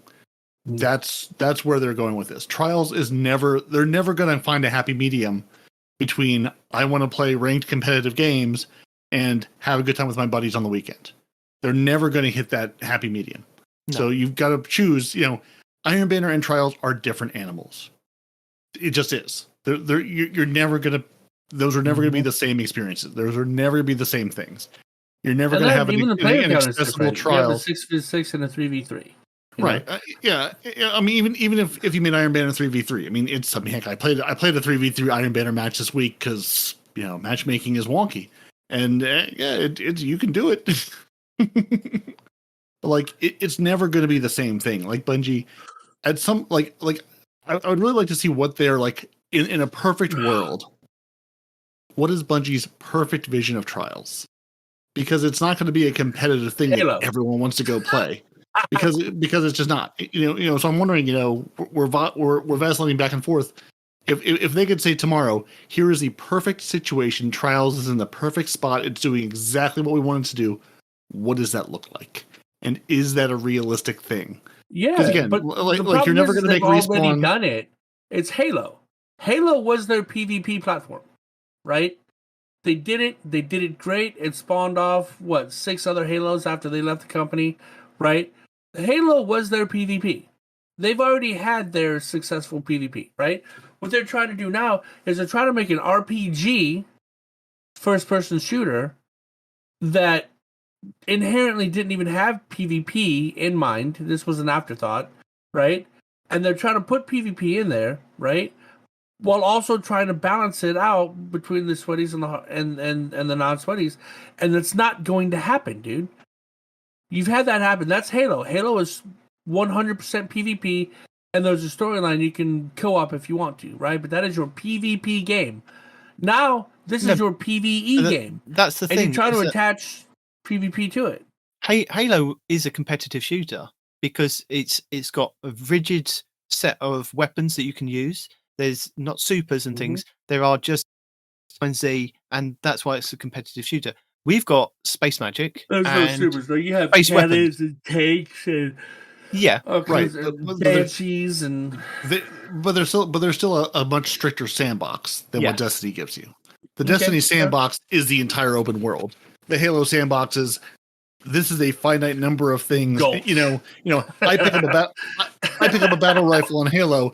It's the same battle rifle everybody else has. It's not a battle rifle that I've modded and tricked out, and it's got the incandescent perk, and it's got this perk and that perk, and Zen Moment just got buffed, so now it's it's the same battle rifle everybody else has. When I pick up the the all stringer, it's not the same all stringer anybody else out here has. Everybody has a different version of that same weapon, whatever that weapon is. The God roll, right? Right. Yeah. I mean, the only if Bungie wanted to do the same thing with Destiny, it would basically be limited to the non-randomly rolled exotic weapons. So when I picked up my Might multi-tool, it was the same Might multi-tool everybody else had. To say nothing of restricting abilities and supers, etc., etc., etc. But like saying, if you want to level the playing field, then you level the playing field. That's exactly what I was saying. Imagine having 3 exotic weapons on. Well, right. I mean, honestly, like one thing I thought about is now that we have the idea of suppressing things, you want to talk about mixing GM and PvP. Hey, the Drifter makes a deal with the Tormentors, and now we've got a version of PvP where you can't use your supers. Your abilities are severely limited. It's basically you've got that Tormentor bubble that comes down over the arena, and now you've got to go and have a gunfight. Maybe that's maybe it's a version of Momentum. It's like Momentum. That. You take your weapons all the way up, and you basically suppress abilities or suppress them. Say maybe you get a super in this match, maybe, or we start the match and we each give you all 1 super. You have 1 super you can use in this match. You decide when you can use it, but you only get the 1. Like it's a token. Here's your super token. You've got 1 time you can use this. Choose wisely. Right. I think the thing is that they did create that even sounds like trials because a lot of people only get the 1 super during trials. Yeah. The thing is, I think they did create their perfect trials, which was Trials of the Nine, which is they had a chance. I mean, I think that was their perfect iteration of what they thought trials should be, because they went, well, we've looked at Trials of Osiris from Destiny 1. We can make it better. We're going to make it Trials of the Nine. And then people went, no, this is not it. And they were like, okay. How about if we just go back to the original one and we tweak it slightly? So I think they did originally try their own version of it, and it was, I think, the community wanted. And I don't think, like Peroty said, we're going to get to that perfect place where people are happy until, actually, maybe not. They're not going to be happy at all. But to make more people happy would be better to have a larger player base. Right track. I think you and Peroty's on the right track. I just don't think you went far enough, right? Like, here's trials, right? You have your 3 classes: your hunter, your warlock, or your titan, right? And no matter which one you pick, they all have the same loadout with the same weapons. And like, I don't know. I don't know if I think you should do like Halo and have weapons in the field or whatever. But you're all going with the same thing. Same thing. Same weapons, same armor, same loadout, same everything, same mods. I mean, Yeah. they could do that in a game mode. Yeah, they could Right. give you just like a Kostov, and they could give you a sidearm or a shotgun, but you all get the same one. Right. Yes. Or you take a page out of Halo and Battlefield. Here's the 4 different modes you can go with as a sniper. You can go in as a CQC. Here's basically the 4 loadouts available to you. Yeah. Weapon 1, 2, and 3. Choose one of these 4, and either you choose it and you stick with it, or every time you die, maybe you can switch it up. Whatever. I mean, these are things other PvP games have done, but at the end of the day, you're still drastically limiting the choice of weaponry. And thus you can drastically limit how you balance this game type, how you actually build these modes and these maps. And you can actually say, we don't have to account for everything under the sun. We can say we can account for this subset of that. Yeah. And so we're not having to worry about every single thing in the world, which would make their lives a lot easier and give us a better experience, I think. I do wonder, like Trials of the Nine, like it's been so long ago now. I almost wonder if when we launched Vanilla D2, it was 4v4 in PvP, and nobody liked that. Like everyone was like, "What is this 4v4?" Like we want our 6s back, we want 3s. I almost wonder if PvP at launch was in a better spot. Maybe they kept the casual whatever PvP as 6s, and then made Trials 4v4. I wonder if Trials of the Nine would have gone better if the whole just backlash against PvP as a whole wasn't so vitriolic when the game launched, of just everything being 4s and going, why did you do this? This is a terrible experience. I don't know. So, are you saying that you want to go back to Trials of 9? I'm not saying I want to go back, because honestly, I barely remember Trials of the Nine, but I'm just saying in a world where PvP didn't come out of the gate so not broken, but PvP after Destiny 1, PvP in Destiny 2 being so different. I think maybe if if regular PvP was more or less the same, still 6v6, still sort of familiar to you, and then we said, okay, Trials, we're going to make 4v4, how does that work? It still may have been terrible. Everybody still may have hated it, but I just wonder if it's sort of almost like if it had a chance where, 4v4 was not the play. No one liked it. Everyone hated it. Like, it just wasn't a good experience. Like, people were not down with it. I wonder if it didn't come out of the gate as, we hate 4v4. Oh God, now Trials is 4v4 too? Double hatred. Like, I just wonder, in an alternate reality, if this would have gone better. It may have still been garbage. Everyone may have still hated it. I sort of like the idea of a 4v4 because you just can't keep track of everybody. Like, it's just enough people where, like, 3, I can sort of keep track of where you all are. 4, it's like, no, it's just a little more chaos, which again is kind of against a competitive shooter, maybe, but I don't know. Just, again, Vanilla D2 was so long ago, I barely remember how Vanilla D2 was. It's been such a different game, and it's changed so drastically between now and then. So yeah, I'm not going to sit here and say, oh, I wish you were this or I wish you were that, but I just, you're going to keep poking Trials with a stick, and it's never going to be the thing you want it to be. I really just wonder, what is Bungie, again, Bungie's perfect world, what does Trials look like? Does it look more like Iron Banner? Does it look more like Trials of the Nine? Like, what would they love it to be if they could just wave a magic wand and go, here it is? Halo. Right. Yeah. I mean, maybe that's it. Maybe they're going, I mean, maybe they're just like, we will never be able to balance this giant sandbox with space magic, so... Bro, can a competitive shooter exist like Give this? Everybody the same stuff and be done. Game over, man. I honestly believe that would be the best way to balance PvP. Give everybody loadouts, Yeah.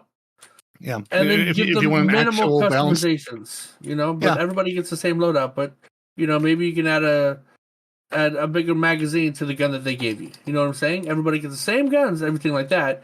But you can customize the loadout that they gave you slightly. Like, I don't want this dodge, I want that dodge. Or I don't want to use, this, I want to use that, But not just 100% free roam, They're going to give you the Void subclass. Okay, I understand I'm using the Void subclass this week. Okay, they're going to give you a sidearm for your primary, a shotgun for your secondary, and for your heavy, you can choose between a rocket launcher or a grenade launcher. Okay, cool. There's your first choice, right? What do you want to choose? Second choice is like, okay, well, now that I've chosen, my grenade launcher, do I want to do anything to my sidearm? Oh, yeah, extra magazine. Ooh, extend tac mag? Yes, let's go with tac mag, right? So just minimize what we as players can do in PvP, put everybody basically on that same level playing field you were discussing earlier. So that way it's a little bit of Halo because you don't have a lot of customization, but at the same time, it's a little bit of Bungie because you have some customization, So I mean, that'd be in my humble PvP opinion what to do. Now I see some guys out there screaming, floaty solar freaking warlock and out of bounds and blah, right? Just like, okay, sure, but yeah, you can do that on the week where you get solar, But whatever, I mean, I'm obviously that isn't going to make everybody happy too, but I think that would be the best way to balance the game. That way, nobody can really complain about, Nobody can really complain. Everyone's still going to everybody can complain, but still, everybody's still going to complain. Right. I mean, at the end of the day, whoever the best player is, it doesn't matter what they have. The best player is going to come out on top. Yeah. Period. Full stop. You give ZK Mushroom anything, he's going to beat me. It doesn't matter what the criteria are. It's going to happen.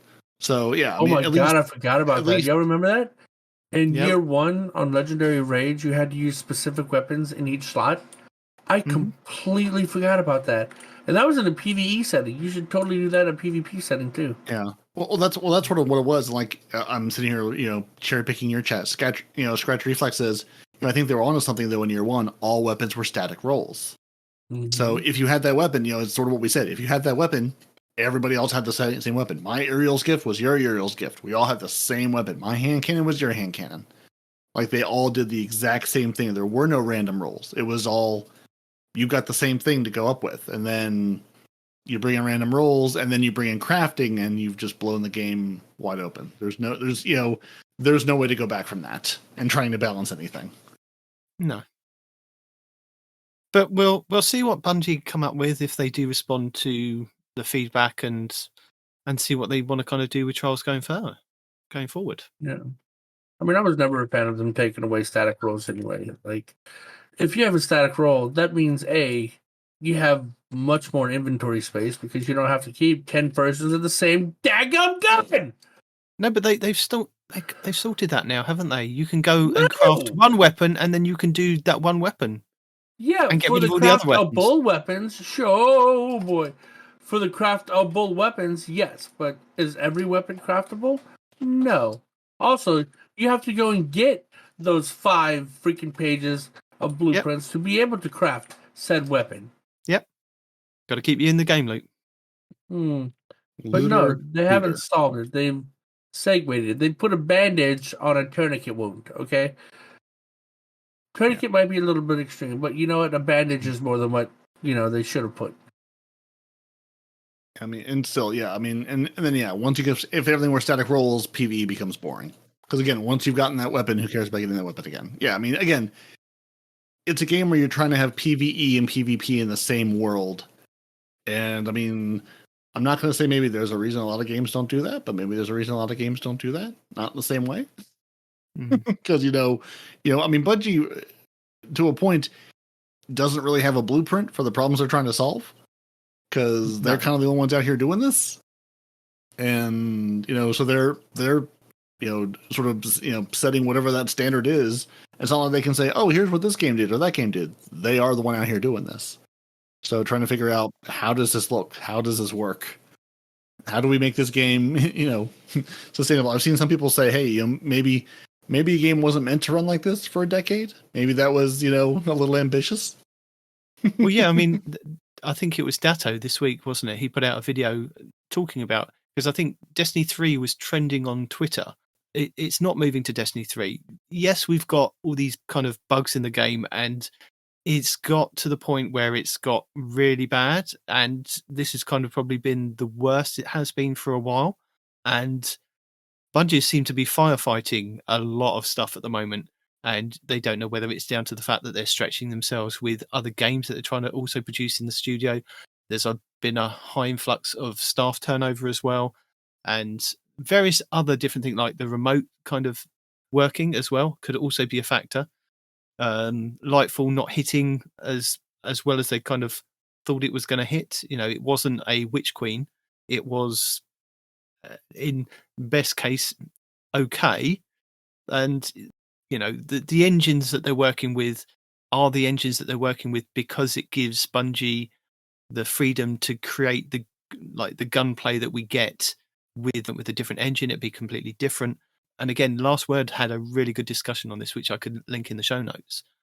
You guys must have seen this. I think it must have been, was it Monday or Tuesday this week that it was off?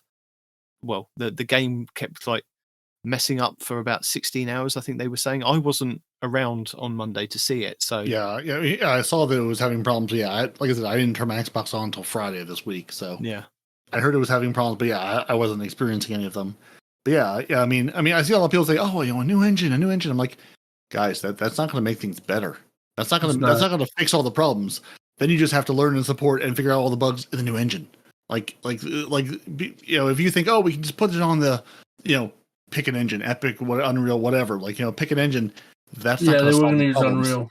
That's not going to solve all the problems. That's the thing. I think, yeah, they put out an advert, didn't they, to ask if anybody had Unreal Engine kind of knew how to use it, but that may not be for Destiny. That may be for one of their other games that they're kind of trying to make. So or maybe after 10 years they go, maybe that's when maybe that's when they switch things over. In a couple more years they say, I mean, because I can't remember. I was reading. Was it reading or was it in a video this week? So I can't remember where I saw it. Someone was saying hey, parts of this game go back to Halo. This is some of the same stuff that they coded for Halo games a million years ago. It's still using some of that code in some of those systems. This is still a legacy thing built on a legacy thing that they have stretched and expanded and built on top of to be what it is today. Starting from scratch on a new engine is not going to magically give you a whole new game. It's not going to give you the same game. All the things that this engine provides, that engine may not. Destiny is very much a unicorn in its sort of singular. It's its own thing. It's not an Unreal game. It's not a Halo. It's a conflagration of this custom thing they've built over the last 10, 12, 15, whatever years. Whenever the underpinnings of this engine started in Halo land, it's that built up into what it is today. And just swapping to a new engine, well, great. Now you need to have all new people who understand how to work in that engine. Now you have a whole staff of people who don't know the engine you're using. This doesn't make things go better. No. I mean, I kind of agree with in the Last Word podcast that they were saying that, they were explaining on the Last Word podcast that the engine that they use is basically the toolbox to build the game. So even if they change the toolbox, it's going to be a long time before you see that toolbox, is because, like you were saying, it comes from Halo or they used it on Halo, and it's the way that they've kind of managed to craft Destiny into the game that it is today. And if you change the toolbox, you're going to change the game completely. So I think would then walk away from it because it wouldn't be the game that we actually do love. So I mean, the game is fine. Yeah, I mean the game is kind of fine. I mean, the thing is, it's expanding on a monthly basis of the things that they're trying to keep and squeeze into the game. So maybe that's also having an effect on it. It's just, I think because they don't come out and explain everything in fine detail, because that may just be annoying to them to go, we're just going to explain every single thing that's going wrong and the reasons why. They're just we're going to have to just stay with it. I don't know. I mean, honestly, they shouldn't come out and say, here's all the reasons and here's all the what's going on, because one, nobody would understand it. And two, it's all interrelated. It's basically saying hey, this system is interacting with this system in a way where if, this variable is 1 and not 0, then this thing happens and your game crashes. There's a trillion moving pieces, again, that you've built up over the last however many years of Destiny.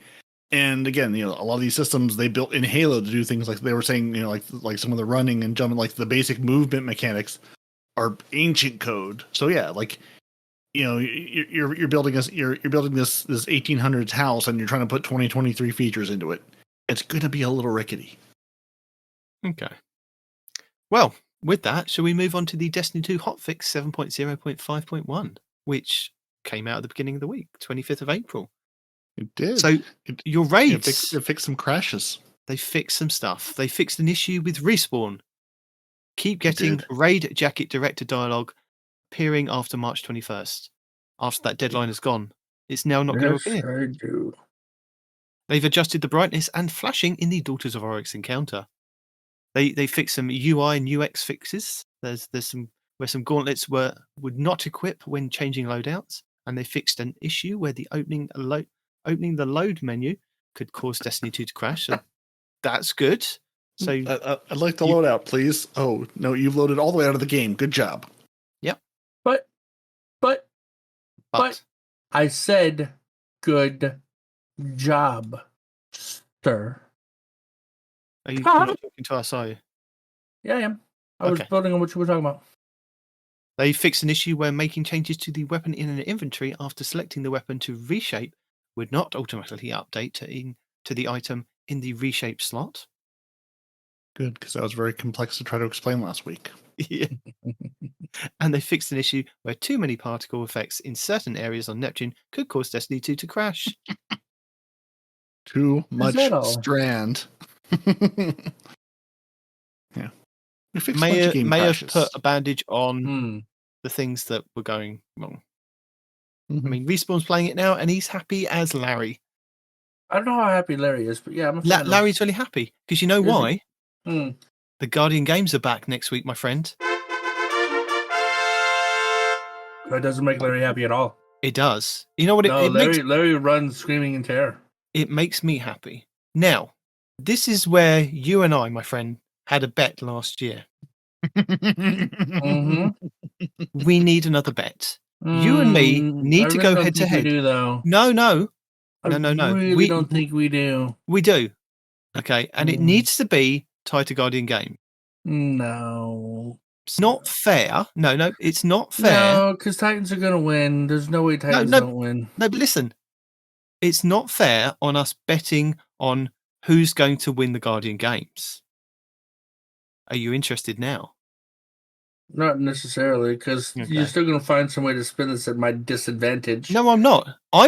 Because I won the last two bets, I'm going to give you a 2-1 advantage over me. So I just have to. So Hunter. So I would have to bet on Hunters and Titans to win, and as long as Warlogs don't win, I win the bet. If that's the way you want to play it. No, but is that about what you're talking about? Okay. Yeah, Ray Charles can see Titans winning this year. Absolutely. Yeah. Right. So we know that there may be a fix for the Titans winning this year because of Zavala. So I was thinking that's not fair for us to use this or use me to use that as an advantage to win a bet. But what I was thinking is because if you scroll down and the Guardian Games are back, also what is back this next 3 weeks anyway is a new game mode or a returning game mode for Guardian Games. So we have a Guardian Games Supremacy, which is coming to the Crucible for the next 3 weeks, I guess. But there's a twist. Guardians against Guardians. As a very wise one-horned Titan once said, Guardians solve their differences in the Crucible. So given the best class discussions we are facing with the event, it makes total sense that we disintegrate, stomp, and shoulder charge each other to settle it. So that's right. We've discussed, I believe we did this for the last couple of years, and a couple of other podcasts I listened to this week were saying that they discussed it over the last couple of years. Why don't you make a Crucible mode when it's Guardian Games where it's Titan versus Hunters or Warlocks versus Titans or vice versa, whatever, and you have to be that class, and it's only that class can go against another class. So they've done it. They've listened to us, and what they're doing is Supremacy. Which one is that one? You shoot the lad, they drop a volley, you have to go and claim that volley. It's a class-branded crest behind. So you remember this, and we had this last year with the class-based crests falling on the ground. So when you shot a Titan, you got a red one to drop, a Warlock was a yellow, and the Hunters were the blue. So this year, if you're a Hunter, you will have 5 other Hunters on your team, and you will face a full team of Warlocks or Titans. So every Guardian that falls will leave a class-based crest behind. Collecting those is the key to winning the matches, no matter if they were dropped by you, by defeating an opponent, or a fallen comrade. So focus on recovering the crests to earn points and defeat the opposing. So that is what Supremacy is. You go around, you shoot the lads, you pick up the things. It's kill confirmed, isn't it, basically, from Call of Duty? Yeah, kill confirmed. Yes. Yeah, I was thinking dog tags, but you pick up dog tags in there. But yeah, so if you get the kill, but you don't pick up the crest, you don't get the points for it, basically. Correct. Yep. And if your team picks up, if your ally goes down and you pick up the crest, then you deprive the other team of getting that point for that kill. So it's can shoot the lad and then mad dash for the crest. Now, again, this is based on listening to a couple of the podcasts this week, that they were saying that they don't want to go in there and face a full team of Titans. But I was just saying that sounds toxic. Saying that, they did say that a full team of Warlocks or a full team of Hunters can also be oppressive. So, my bet with you this year, if you're up for the challenge, is I will bet on my Titans, and you can take the other 2 classes. I'm hoping that Bungie, at the end of the Guardian games, tell us who was the most dominant in Supremacy, because they should have the stats to say, more team of Titans won against Warlocks and Hunters. My bet is that the Titans will beat the Hunters and the Warlocks overall. They will come top in Supremacy only, not in the whole kind of Guardian games thing, just in Supremacy. You can take the other 2. So if the Warlocks or the Hunters win in Supremacy, they outclass the Titans. Just one or the other. If one of those 2 win, not combined, you win the bet. I hear you. And what are the stakes of the bet before he agrees or disagrees? I don't know what would he like me to do if I lose? Because we all got to pick on him last year and say that he had to have the Titan for the whole 6 months. Respawn, think carefully what you want to have this man delete out of his vault that he's been holding on to for the last 7 years. I'm not sure I offered up deletion here. Come on, there should be some stakes. We made this man play as a Titan. The Hunter main play as a Titan for multiple seasons. I really feel like there should be some deletion. I'm not saying like your god roll weapons, but like your tiny bit of celery or your tiny box of raisins, something you've been hoarding for all these years. I think that would cut a little bit deeper than any weapon you had in your vault. Oh goodness, yeah, because like initially they're like, make him play as a hunter. He already plays as a hunter. He just doesn't main it. That's not going to do anything. Same thing with Warlock. He plays all 3 classes, so forcing him to one isn't really a big punishment. I do like making him delete raisins though, or anything that says this can be safely deleted. Right? No weapons, no armor. But just go through your vault and your character, and if it says this can safely be deleted, with that, hold on, I gotta double check the verbiage. That's not solid, okay? But the verbiage I'm talking. No, it says this cannot safely be deleted. Okay, all right. I think I like that idea. Now, what would you make me do? And if it's play tightening and the deal's off. No, I think that should be your. If you want me to delete something, I should make you play as a Titan main for the next season. No, man, your Titans don't have anything good. Exactly, and that's what's then you have the solar, man. But I'm offering up a deletion here. I can't. No. Strand Titan is really good. Strand Titan is not like Stasis. I can't play a Titan again, dude. It's just, I just can't. I mean, like, probably literally make me delete a god roll. I don't care, but like, well, actually, I do kind of care. Some of these adept weapons are a pain in the ass to get, but ooh. Okay, deletion bet, not a character bet, but you each delete something if the other person wins. Ooh. Yeah. Exact deletion. Terms TBD. Yeah. I think that's better, a deletion bet. Because I have some prized weapons I do not want to have to grind for again. And yeah. I think that's good. Yeah. Yeah. Keep saying I'm yeah. just over here stirring the pot. I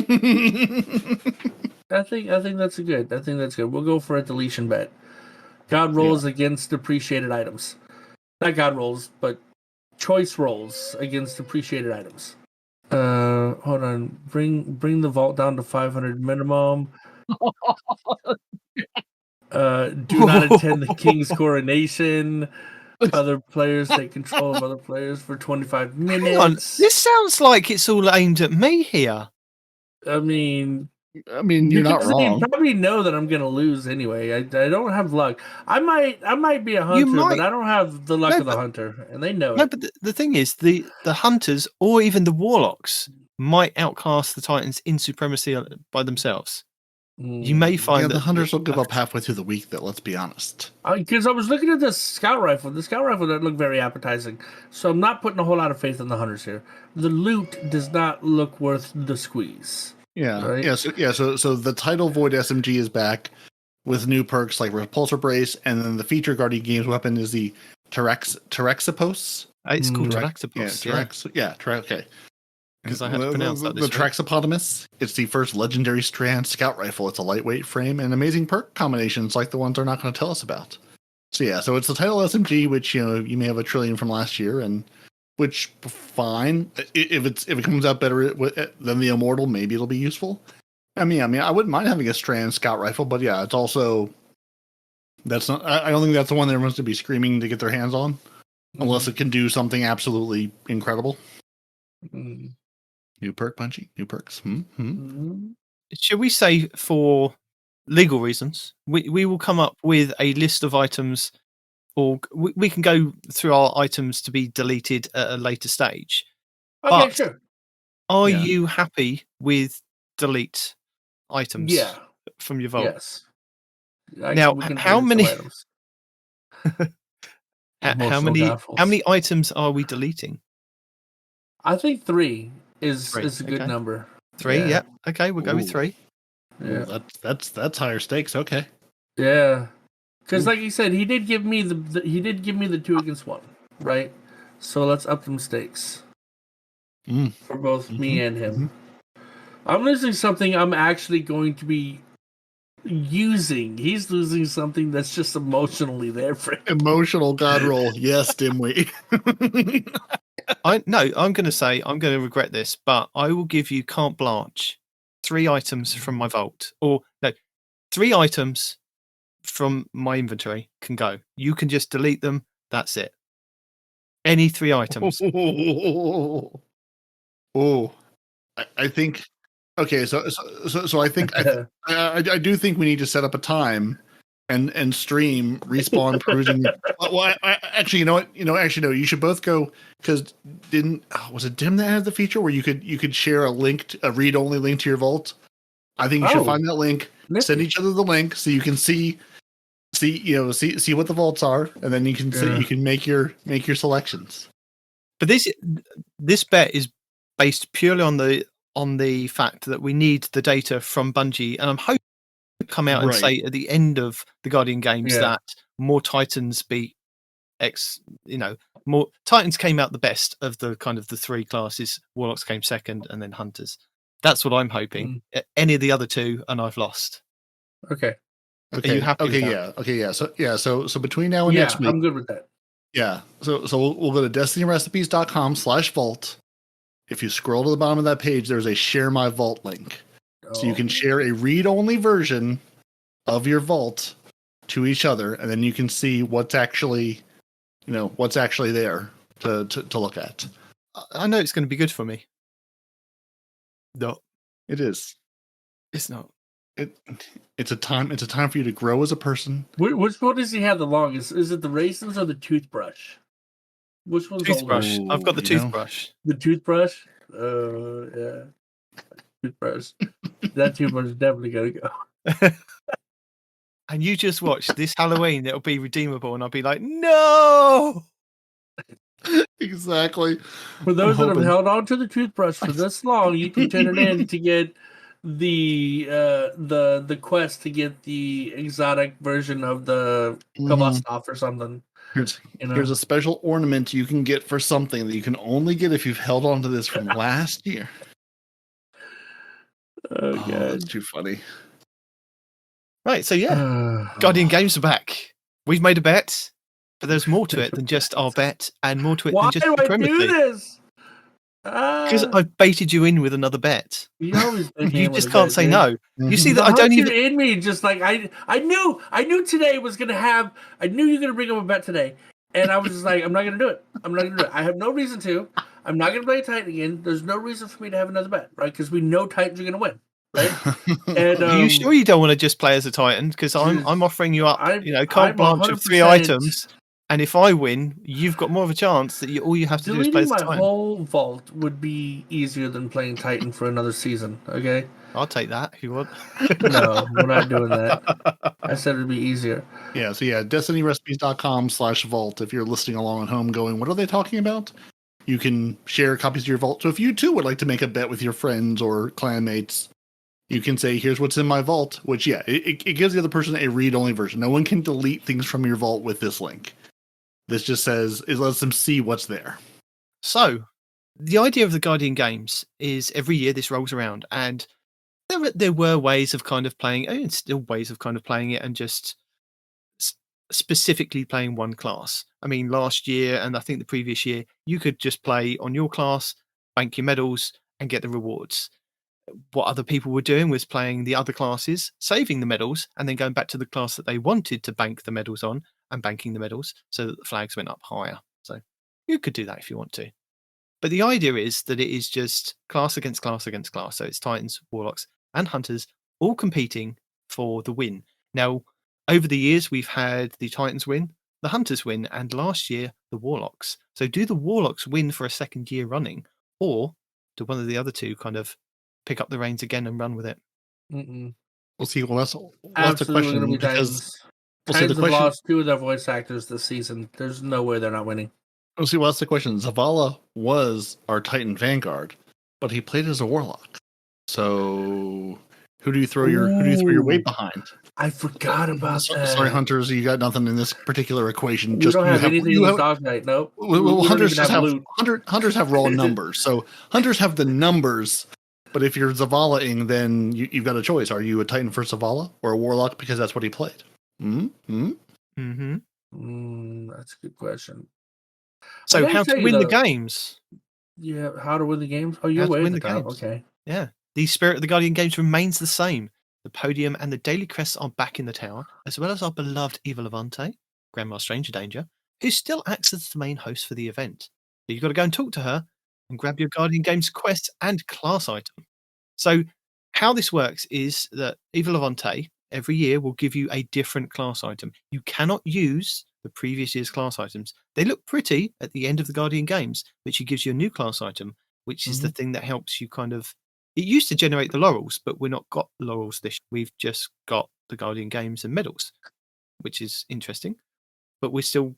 I think the whole idea is that you still put your class item on, you pick whichever element that you want. She'll give you a choice of whichever element.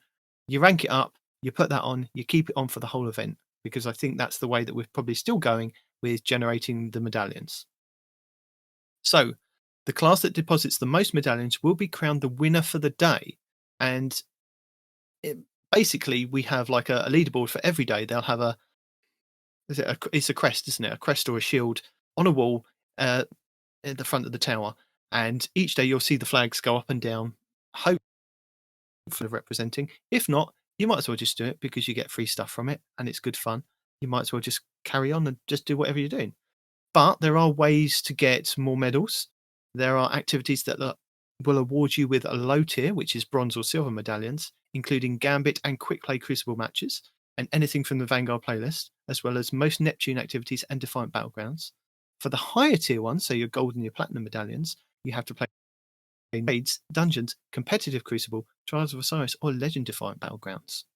Your contender cards are purchased for 1,000 glimmer, but they will also award gold medallions. You can only you can only carry 2 contender cards at a time, one for Strikes and Gambit, and the other is focused on Crucible. So Platinum cards award Platinum medallions, and those cost 1,500 Glimmer. And just like the contender cards, you can carry 2 of these at a time, one for Strikes and Gambit, and the other for Crucible. So there you go. Gambit's getting mentioned. It's lumped in there with Strikes, but it's getting mentioned.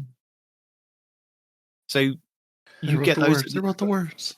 you get the medallions at the end of the event. What people were finding last year is that they were filling up the contender cards, just continually doing the activities, but you weren't getting any more medallions. So there is a cap on them, and once you've got the cap, go back to the tower, dunk it in the tower thing, and then go back to whatever you're doing if that's the way you want to do it. So those are the basics of the event. So play the game, earn medallions, and dunk them into the podium so your class wins for that day. Then the week, and then the whole event. Because you have to keep doing this daily. This is not a kind of one and done, hunters. You have to participate daily, because otherwise you're not going to win. So, of course, you will have a chance to earn the 2 Guardian Games weapons whilst doing this, either with turning in medallions or when completing activities in the event playlist.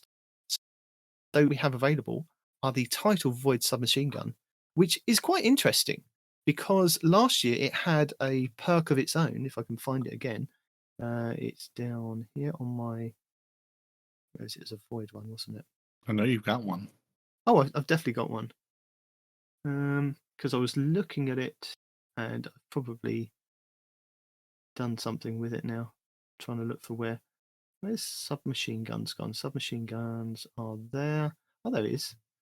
So it came with a new perk, or a new origin trait, which was called Classy Contender. And this was final blows with this weapon grant a class ability energy, and kills grant 5% class energy for every kill.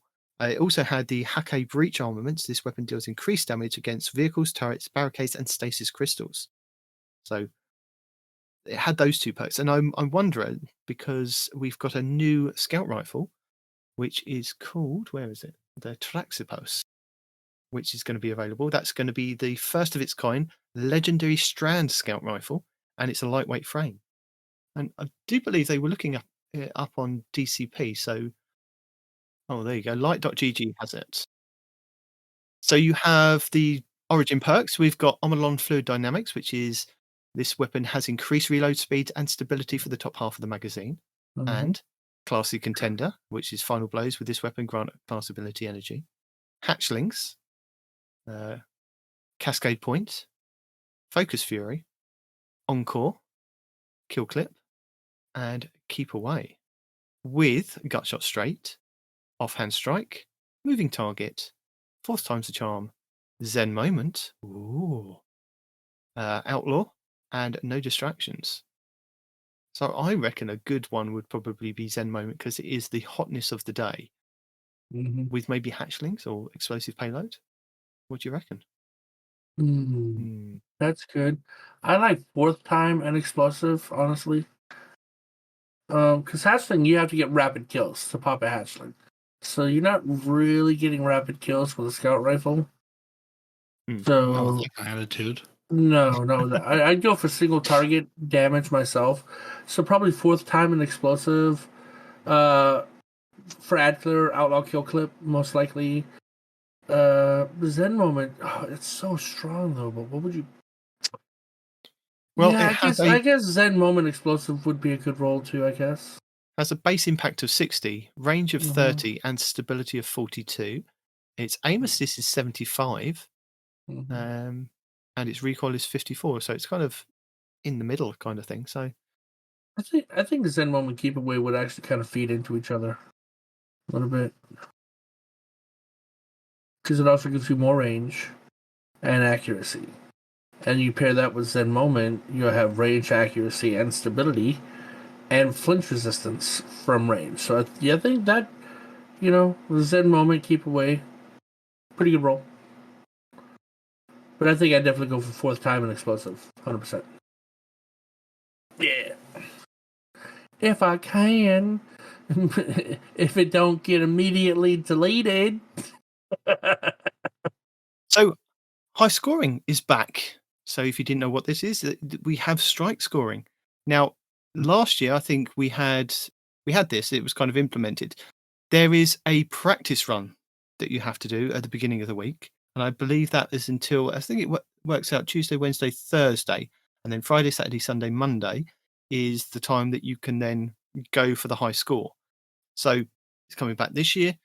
They're not going to spoil it, but that will require you to use Strand and Subclass 3.0 verbs. So there was a cheese last year for, I remember this, standing in a corner using ricochet rounds to kill yourself to then get a res, because the res gave you points. So you could rack up the points and get I think there was achievements and triumphs and things that went with it. And then you could just finish the strike. But I do believe that Bungie did patch this in, I think it was the end of the second week. So don't think that you can go back in there this time and it worked. It might.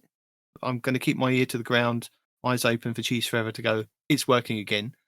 If it is, you'll have to jump on it because Bungie can patch it very, very quickly. So with the strike scoring, it works like this. Earning a high score will unlock potential buffs for your weapons and abilities. So even if you don't get the desired score the first time, you can keep trying and take advantage of the boosts to gain more strike medals, more points, and even stronger buffs. Those buffs will only work on Guardian Games playlists, so make good use of them. Another returning aspect of the Guardian Games is to split the strikes playlist. The Guardian Games Ops playlist and the Guardian Games Ops competitive playlist. Both are available with regular matchmaking and with class-based matchmaking that can earn additional rewards. The competitive playlist will also feature non-matchmaking option in case you want to compete with a pre-made fire team. Both lists will have strike scoring active. The difference between Ops playlists features all the current available strikes, while the competitive playlist focuses on a weekly strike that operates as a Nightfall, with the modifiers and a hero difficulty setting. No matter your class, earning high scores will progress your Guardian's Games quest, which will allow you to light torches in the tower to get rewards. From bronze to platinum, each torch will unlock a better reward than the previous one, so light them each week. And they say in the supremacy stuff that we were talking about, is that there will be separate torches for supremacy and a quest for that as well.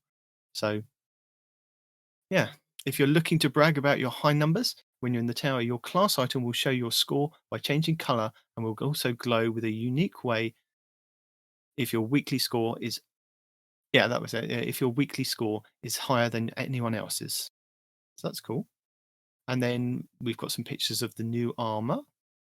It looks like they've gone for shades for two of the classes and a visor for the other. So you lucked out if you went with the other one.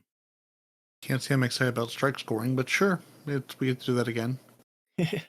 I'm excited about the supremacy, though. I like that it's class-based. I think that'll be fun. Yeah. And I sort of miss supremacy, so it's nice that it comes back. And nice that they're bringing it back for a 3-week run. Not just here forever, necessarily. Maybe it's in preparation to bring it back permanently, or at least, in a rotation, but I miss supremacy. It was good fun. You know what I miss? What's doubles? That? Yes. Crimson doubles. Crimson doubles. I don't know why they got rid of it. It should be back in the game. Crimson doubles was fantastic. I loved it. Back Bungie. It really was. We want Crimson doubles back. It's in Destiny 2. It's not in Destiny 1. It's a Destiny 2 game mode. So bring it back.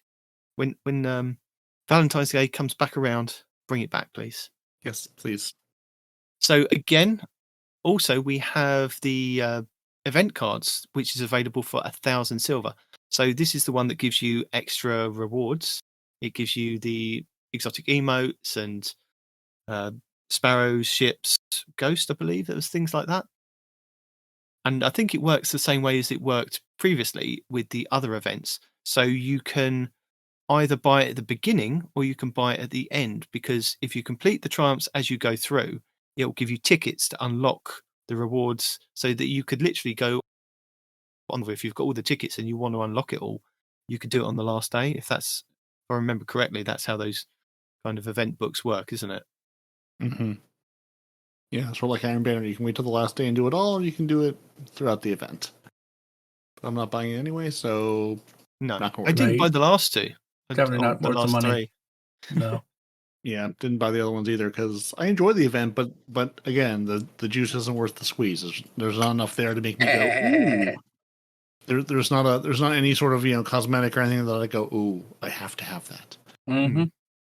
And on a final note, if you've earned the titles for the last installments of Solstice, Festival of the Lost, and Dawning, they say congratulations, but you still need to put in the work for this one. If you complete the Guardian Games ones, you will also unlock the Reveler title for the first time and the Champ title for the Guardian Games, obviously. But the Reveler one was the one that says basically you've put your heart and soul into these other events and you are just amazing because you've unlocked them all. So This is amazing. yeah, wear that name proudly, Guardians. It takes a whole year to earn it. And then we can go back around again and gild it. Because let's face it, that's what we're going to have to do. Mm-hmm. Are you going to gild it? That's the question.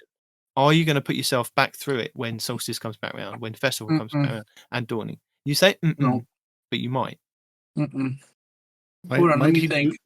Might you do all the things you have to do to do it? Yes. Might you actually get the title to do it because you paid attention? No. No. And Guardian Games Cup's return. So the Guardian Game Cup is back. So last year they collaborated with 42 teams from 14 different regions in an intense battle to which class and region would come out on top. All those teams were invited, but this year we're opening the competition for everyone to join. So gather your fire team from around the world to take part in the Guardian Games Cup this year, where you can raise money for charity. That's good. So sign up and vie for your chance to be one of the top teams in either the technical or charitable categories. For the technical category, we will be tracking each officially registered team's total number of medals dunked during the 3 weeks Guardian Games period. For the charitable category, we will be tracking the total amount raised to the team's official Bungie Foundation sign-up page through the same period. So the top 4 teams in each category will be awarded with some sweet prizes.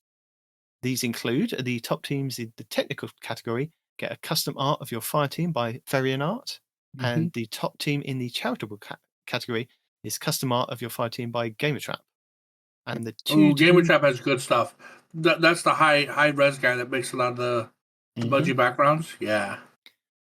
Top teams in the technical and charitable categories will get the Guardian Games pendant.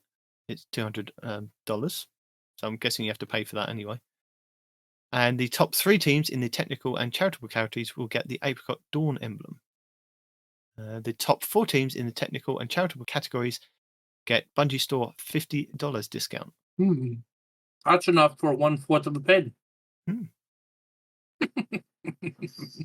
Prizes are cumulative, so the top team in each category will earn all the lower prizes, and then the top 2 teams will earn the ones below, blah, blah, blah, blah, blah, blah, as it's always been.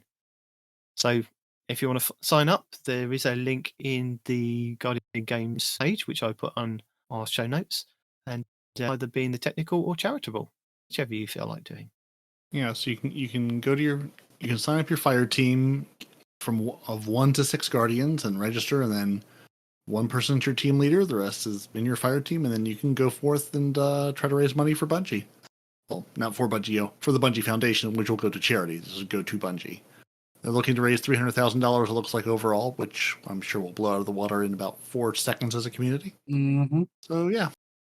It'd be nice if they told us about these things, beforehand, so we can maybe, plan and prepare. I say this every time. Get a team together before, hey, guys, this is coming in a couple of days. Hope you prepared and thought about this, right? Right? Because we definitely told you about this, a month ago? No, we didn't? Oh, okay. The emblem that they're providing isn't all that bad. I mean, it's a standard red, yellow, blue icon or color scheme, but the icon itself, the way I'm looking at it, it almost looks like 3 Guardians worshiping the Traveler, which is now floating above Earth instead of on Earth. You know what I mean? Yeah. That's the vibe I'm getting from it. I don't know if that's what they meant, but that's the vibe I'm getting. And I like the symbol. I do like the symbol. The colors, but I do like what they were trying to do with the symbol. Yeah, it looks How quite much nice. money can we raise for Guardian $25. $25 to get that. The Among Us one. Do you have to donate $25 and above to get that? Yes. Okay, so that's separate to actually the sign up. It's separate to winning. This is what you get if you donate. Yeah.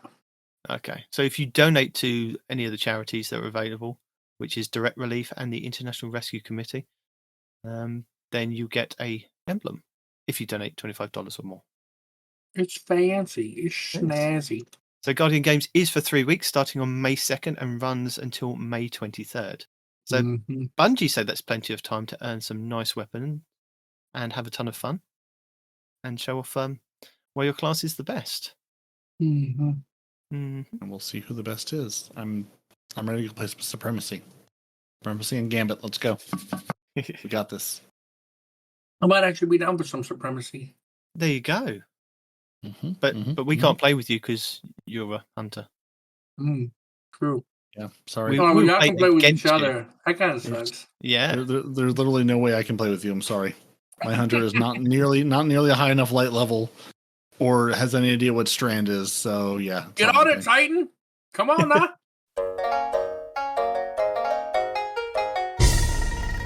Hello and welcome to the 10th week of Season 20, Season of Defiance, starting on May 2nd, 2023.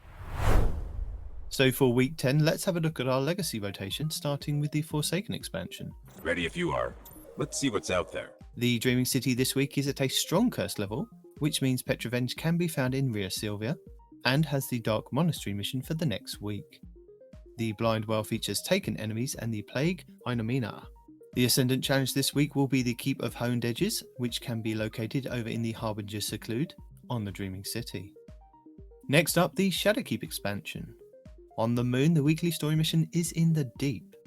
The Trove Guardian is located in the Hellmouth, and the Wandering Nightmare is the Fallen Council in Archer's Line. And the Nightmare hunts this week will be Fogoth, Fear, Crota, Despair, and the Fanatic, Insanity. For our Beyond Light expansion, on Europa this week, Praxis the Technocrat will be the Empire Hunt, Cadmus Ridge will be the Eclipse Zone, and the Exo Challenge will be Safeguard. For the 30th anniversary expansion, we have the loot rotation for Dares of Eternity, which will be on week 2's rotation, with the Scatterhorn armor set and the Perfectus armor set being available. The weapons available this week will be the Kinetic Adaptive Frame Auto Rifle Scathelock, the Kinetic Aggressive Frame Submachine Gun Extraordinary Rendition, the Void Aggressive Burst Sidearm Brass Attacks, the Void Precision Frame Linear Fusion Rifle Threaded Needle, the Solar High Impact Frame Rocket Launcher Code Duello, the Void Lightweight Frame Bow Imperial Needle, the Solar Adaptive Frame Sniper Rifle Far Future, the Arc Adaptive Frame Sword Honor's Edge, the Solar Rapid Fire Frame Sniper Rifle Distant Terminus, the Arc Adaptive Frame Grenade Launcher Interference 6, the Kinetic Adaptive Frame Sniper Rifle Shepherd's Watch, and the Solar Adaptive Hand Cannon Annual Skate. For the Witch Queen expansion, the Witch Queen weekly story mission is the Communion, where the modifier is Empath, as well as Barrier and Unstoppable champions. Also this week you will have Altars of Reflection Choice, and Altars of Reflection Pact. The Wellspring activity has been updated to include a featured Throne World weapon, Veritas armor, and a weapon pattern as its rewards. For the Lightfall expansion, the weekly mission is First Contact, with extra shields, locked loadouts, and extra champions. Barrier and Unstoppable champions, Void Threat, Scorched Earth, Overcharged weapons, Void and Strand surges, Overcharged shotgun, and Galvanized on hero difficulty only. The Partition mission will be Hard Reset, with Barrier and Unstoppable champions, Arc Threat, Martyr, Empath, and Void shields, with an Elemental and Strand surge. And the Vex incursion this week will be Liming Harbour. In addition, the weekly Lightfall reset also refreshes the pinnacle drop for the Node Override Avalon exotic mission on the EDZ. Raids and Dungeons. The Root of Nightmare raid challenge this week is the second encounter, Cision, called Crossfire. No one can shoot the launch crystal on the side that they're currently standing on.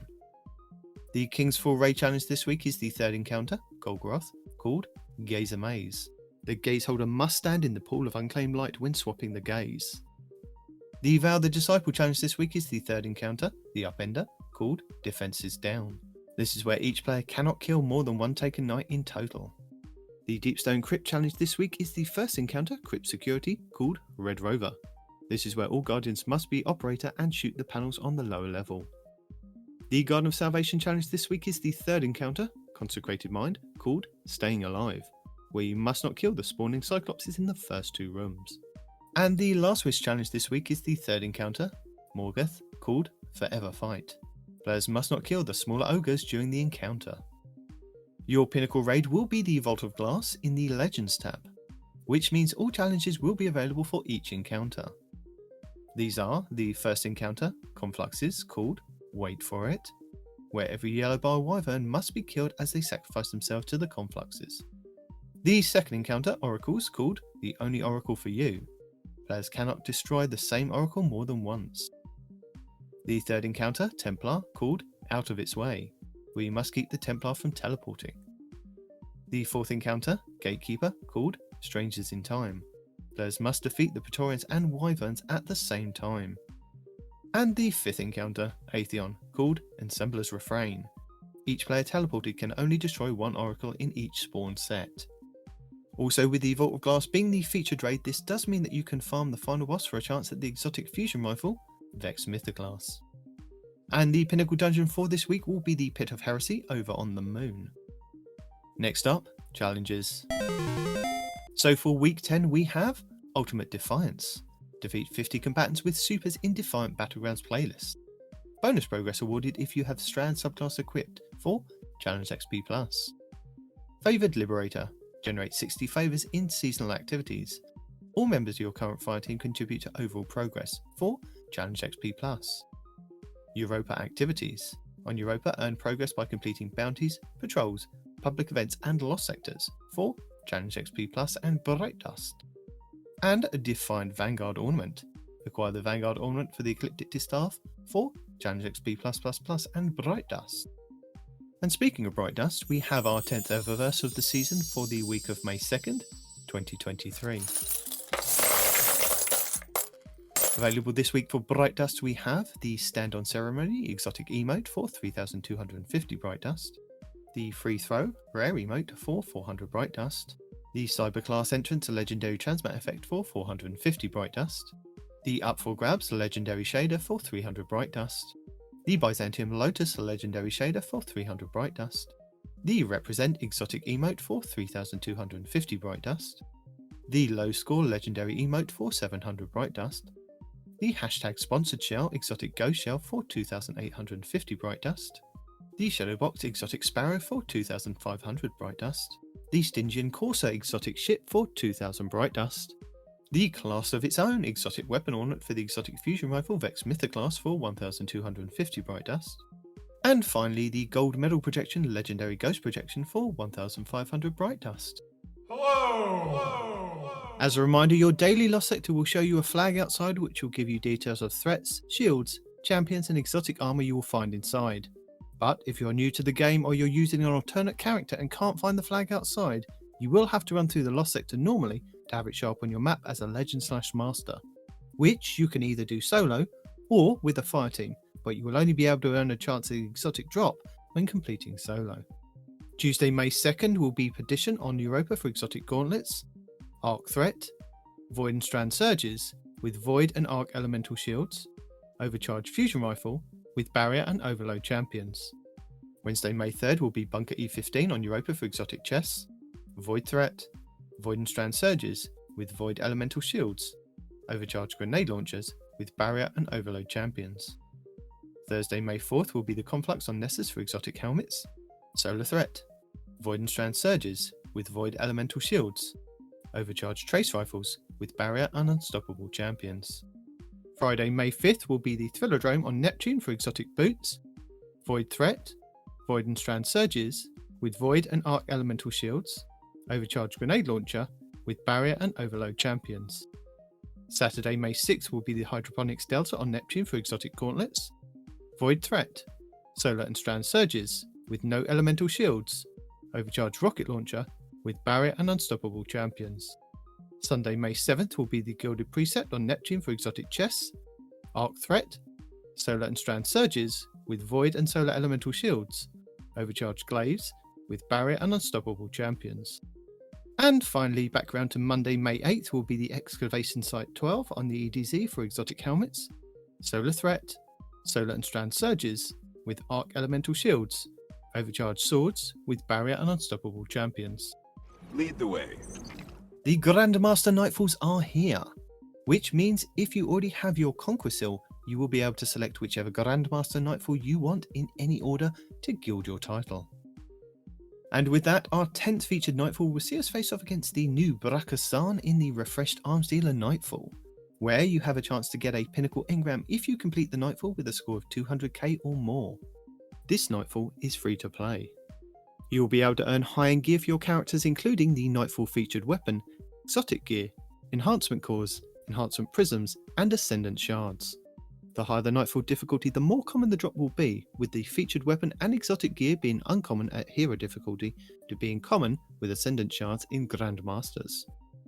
Legend and lower Nightfalls will have 5 barrier and 6 unstoppable champions, with 4 solar, 3 arc, and 6 void shields. Masters and GMs will have 10 barrier and 10 unstoppable, with 8 solar, 3 arc, and 8 void shields. Your Nightfall modifiers are hero difficulty, maximum effective level 1765, matchmaking is available, enemies have extra shields, champions foe, you will face barrier and unstoppable champions, you can either use intrinsic exotics, use a subclass debuff, or unlock anti-champion mods from the seasonal artifact. Solar threat, 25% increase to solar incoming damage, pestilence, Scion spawn void grenades on death, overcharged weapons, weapons overage from the seasonal artifact are active in this activity, kinetic weapons do increase damage when your subclass element matches an active surge, void surge, 25% bonus to outgoing void damage, strand surge, 25% bonus damage to outgoing strand damage, overcharged weapon, 25% bonus damage to a specific weapon, rocket launcher, galvanized, combatants have more health and are more difficult to stun, legend difficulty, maximum effective level 1815, includes all previous modifiers except galvanized, no matchmaking, equipment locked, you will be unable to change your equipment once the mission starts, master difficulty, maximum effective level 1820, includes all previous modifiers except galvanized, champions mob, this difficulty adds more champions, togetherness, base health regen is reduced,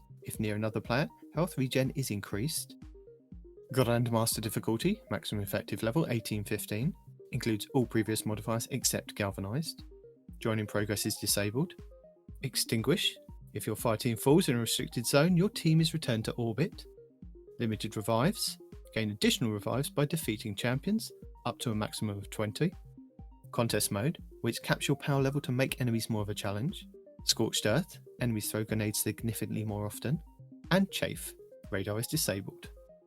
To combat champions this season you have access to subclass counters as well as a choice of intrinsic anti-champion artifact mods, which are Anti-Barrier Pulse and Anti-Barrier Sidearm, Unstoppable Scout Rifle, and Medieval Champion, where Glaze fire projectiles that stun unstoppable champions, swords stun overload champions on consecutive hits. You also have exotic weapons and armor that can help with intrinsic mods as well. For Anti-Barrier, the Kinetic Bow Wishender, the Kinetic Linear Fusion Rifle Arbalest, the Kinetic Pulse Rifle Revision 0, the Solar Energy Hand Cannon Eriana's Vow, the Solar Heavy Sword The Lament, and the Titan Gauntlet's Second Chance, which gain a second charge of your shield throw melee, which becomes shield piercing and stuns barrier champions. For Unstoppable, the Kinetic Fusion Rifle Bastion, the Kinetic Hand Cannon Malfeasance, the Solar Energy Sidearm Devil's Ruin, the Void Heavy Bow Leviathan's Breath, and the Hunter Gauntlets Athris' Embrace, which have a chance to stun unstoppable champions with their empowered weighted knife. The Nightfall featured weapon to obtain this week will be the Kinetic Lightweight Frame Grenade Launcher, the Militia's Birthright. The Militia's Birthright has a base blast radius of 100, velocity of 72, and handling of 69. It can roll with Danger Zone, Auto-Loading Holster, and Frenzy, with Slideways, Thresh, and Lead from Gold. It has the origin trait of Stunning Recovery, where if you stun a champion, you partially refill the magazine, trigger health regen, and improve your recovery for a short duration. Vanguard Vindication, where final blows with the weapon grant a small amount of health, and Field Tested, where defeating targets or dealing damage with this weapon gradually increase range, stability, handling, and reload speed. Let the games commence, as the Guardian Games 2023 kicks off on Tuesday, May 2nd, Guardian Games is an annual event which pits class against class against class. Titans, Warlocks and Hunters will have 3 weeks to battle it out and fight for glory across multiple game modes. And with that, a very special Crucible game mode will be available during the Guardian Games, Supremacy, with the option to matchmake by class. When launching this version of Supremacy, you can matchmake into a team comprised only by your class. So if you're a Hunter, you and 5 other Hunters will face a team of Warlocks or Titans. Every Guardian that falls will leave a class-based crest behind, and collecting those is the key to winning the match, no matter if they were dropped by a defeated enemy or by a fallen comrade. Focus on recovering the crest to earn points and defeating the opposing classes. There will also be a Supremacy quest and 4 torches in the Tower to Light. Guardian Games also brings with it some featured weapons like the 750 RPM aggressive frame submachine gun, the Title. And this year's featured Guardian Games weapon to obtain is the Strand lightweight frame scout rifle, Taraxipos. So defend the honour of your class in the Guardian Games. Deposit medallions at the podium and light those torches to earn your rewards. Continuing with Crucible, Lord Shaxx brings Rift to the Relentless Crucible playlist for the 10th week of the season. Rift is a 6v6 game mode that focuses heavily on objective-based gameplay and not just killing the enemy team. Instead of accruing points based on defeating enemies, players can score points by picking up a spark and dunking it into their opponent's rift, which is near the enemy spawn. A team can either win by scoring 5 points before the opposing team can, by scoring 3 points without the enemy team getting a look in, or have more points when the time runs out. The spark spawns in the centre of the map and starts to charge after 6 seconds of the round starting, and becomes visible for all players on the map. After another 12 to 13 seconds, the spark is available for players to pick up, giving both teams approximately 20 seconds to fight over the spark before either side can pick it up.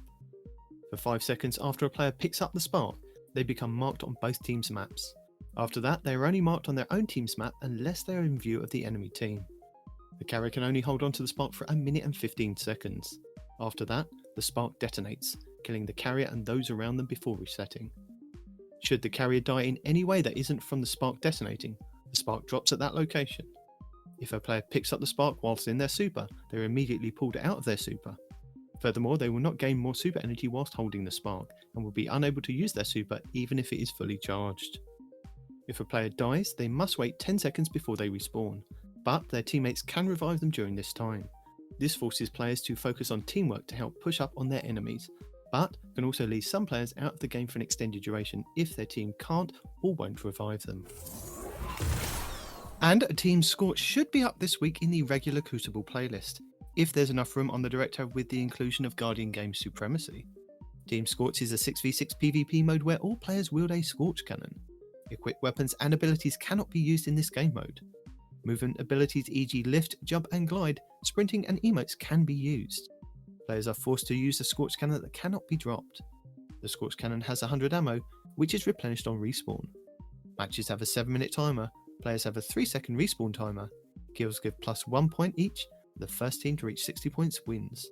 If the timer runs out before the team reaches 50 points, the team with the largest score wins. The player's current and longest kill streaks are shown at the top of the screen below the score. Delightful! Making its way into the Crucible Labs this week is Countdown Respawn. Countdown is a reprised classic of the Destiny 2 elimination mode originally featured in the Trials of the Nine. In Countdown Respawn, 2 teams of 3 go head-to-head in a battle of control for 2 Cabal charges. The Cabal charges on the map serve as a focal point to force Guardians into combat, and exist as a team-based solution to the stalemate gameplay that exists in standard elimination. Once a charge is armed via interaction, it begins ticking down its fuse, and defenders have 35 seconds to defuse the charge before it detonates. Once a charge exits play via defusal or detonation, the round ends. The round also ends if a team is eliminated in the arm phase. In the defuse phase, a charge must be defused or defenders must be eliminated to end the round. Attackers arm one of 2 sites and defend the charge until it detonates. Eliminating the defenders wins as well. Defenders defend both charges from being armed. Defuse any active charges. Eliminating the attacking team can win if any charge isn't in play. Holding off the attack can win rounds. Elimination rules are disabled, which means if you die you will need to wait 7 seconds to respawn or need to be revived by a teammate to continue. Players have 1 revive token per round, which you do not lose if you die. Teams score 1 point per detonation, defusal, elimination of the enemy team and defending the bomb area. The first to win 4 rounds wins. Also, by participating in Crucible Labs, you are rewarded with increased Crucible XP. That is amazing. And good old Saint 14 will be back on Friday at Reset to bring you another weekend of fun in the Trials of Osiris. And this weekend, we'll see bonus Trials ranks return. So if you've still not got your new Immortal submachine gun, or guns which are leaving at the end of this season, like the Kinetic Lightweight Frame Bow, Whistler's Whim, and the Arc Pinpoint Slug Frame Shotgun, the Inquisitor, then this is the time to get in there and fight. As a reminder, Trials of Osiris is a 3v3 PvP high-stakes variant of Elimination. Only available from Friday Reset until Tuesday Weekly Reset, Trials gives every player the chance to show off their PvP skills to obtain some of Destiny's most sought-after weapons and armour. Players that compete in Trials of Osiris will have all of their games tracked through a passage card, a ticket purchased from Saint 14 in the lower hangar of the tower. Winning rounds and matches in Trials will grant exclusive weapons, armour, pinnacle gear, masterwork materials, and even adept gear for the most skilled players who can reach the lighthouse with a flawless ticket of 7 games won and no losses. 5 round wins will bag you that match for your passage card. By competing in Trials, you do have a chance to pick up 2 pinnacle engrams from playing each week, one from 50 round wins and the other from winning 7 games. These do not have to be done all in one go, but you do have to complete them before the weekly reset. And that's it for the 10th week of Season of Defiance. Good luck in the games, Guardians. Allons-y! Guardian down. So, we've now reached the part in our little podcast where we discuss this week at Bungie for the 27th of April. But we don't need to discuss that much because we have already talked about a lot of the stuff already. We're not going to tell you what we discussed last week because we discussed that last week. And Bungie told you what they discussed last week. We're not going to talk about the Guardian Games and the Guardians Games Cup because we've already discussed it. How amazing is that? We've kind of alluded which map you're going to vote for. We've kind of alluded to which maps are available in the Trials community vote. So we have Rusted Lands, Convergence, or Disjunction. But we all know Disjunction out of... Yeah. Yep. I would have liked to have seen Rusted Lands, but we know that it's going to be Disjunction. The question is not does Disjunction win? The question is by how much does Disjunction win? Yeah. We will find out next week when the 12 comes out the day before Trials. Mm-hmm. And then we will all have a laugh about it next week. So yeah, watch out for your emails, which will probably be sent out to you now because Peroty got his one last week for the voting of the weapon, and he got it right. He correctly guessed that it would be the Wither Horde. I don't know whether he did that deliberately or he just accidentally clicked the button or the picture that was the Wither Horde like he did last time. And he just went with it. No, you don't pretend. The button, didn't you? Pretend like you just went with it. It was very much deliberate because I said the Wither Horde is the obvious choice, as 45% of the rest of us agreed, whereas 36% of us as a community said Thunderlord. And I can't remember who was pulling for Izanagi's Burden last week, but a mere 19% of you showed up for Izanagi's. Jim, kept saying, "Oh no, it's the best. The skins we have for it suck." I told you, that gun's already got the best skin in the game. He didn't believe me, and now everyone just backed me up. Go away. And see, that's the problem. You put everyone's favorite child in the running in the Wither Horde. It doesn't really matter what else you put next to the Wither Horde. Everyone's going to press the Wither Horde button. That's how it's going to work. Right. Just like again, you put Disjunction in a Trials vote. It does. You could have 2 maps that don't even exist in the game. You could put a Halo map in there. Everyone's going to vote for Disjunction. It's not even going to be close. Could you imagine a Halo map in D2? I could. I can imagine many things. Honestly, if it were me, no, I would put the Gulch in Destiny 2. Mm-hmm. Yep. You have your 2 spawns at the end. Maybe one guy can go up the mountain, hide in that little hidey hole. But basically, it's just as soon as you can see each other, you're shooting at each other. And I like it. They were laughing about it on DCP. They said people have voted for an ornament that you see for 0.2% of a second because you get it out, shoot it, and then it's stowed away again. So, have fun with that ornament. That's if you purchase it. But if you, like us, were unraveled when you finished the campaign and thought Strand wasn't hitting the way it was meant to hit because we were super powerful in the campaign, well, Bungie have said there's upcoming Strand updates for you. Sandbox team here to make a patch notes clarification and provide a quick preview of an ability balance article we'll be posting next week. So we'll discuss it next week, probably in more detail. but they wanted to provide more clarity on the changes to Ashes to Assets and hands-on armor mod in the patch notes we released after update 7.0.5.0 went live earlier this week.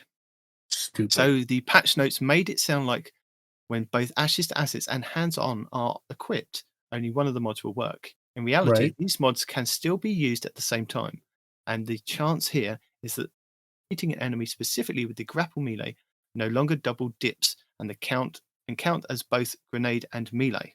So there you go, Respawn. You were using that, weren't you, to get it counting as I'm using it right now, yeah.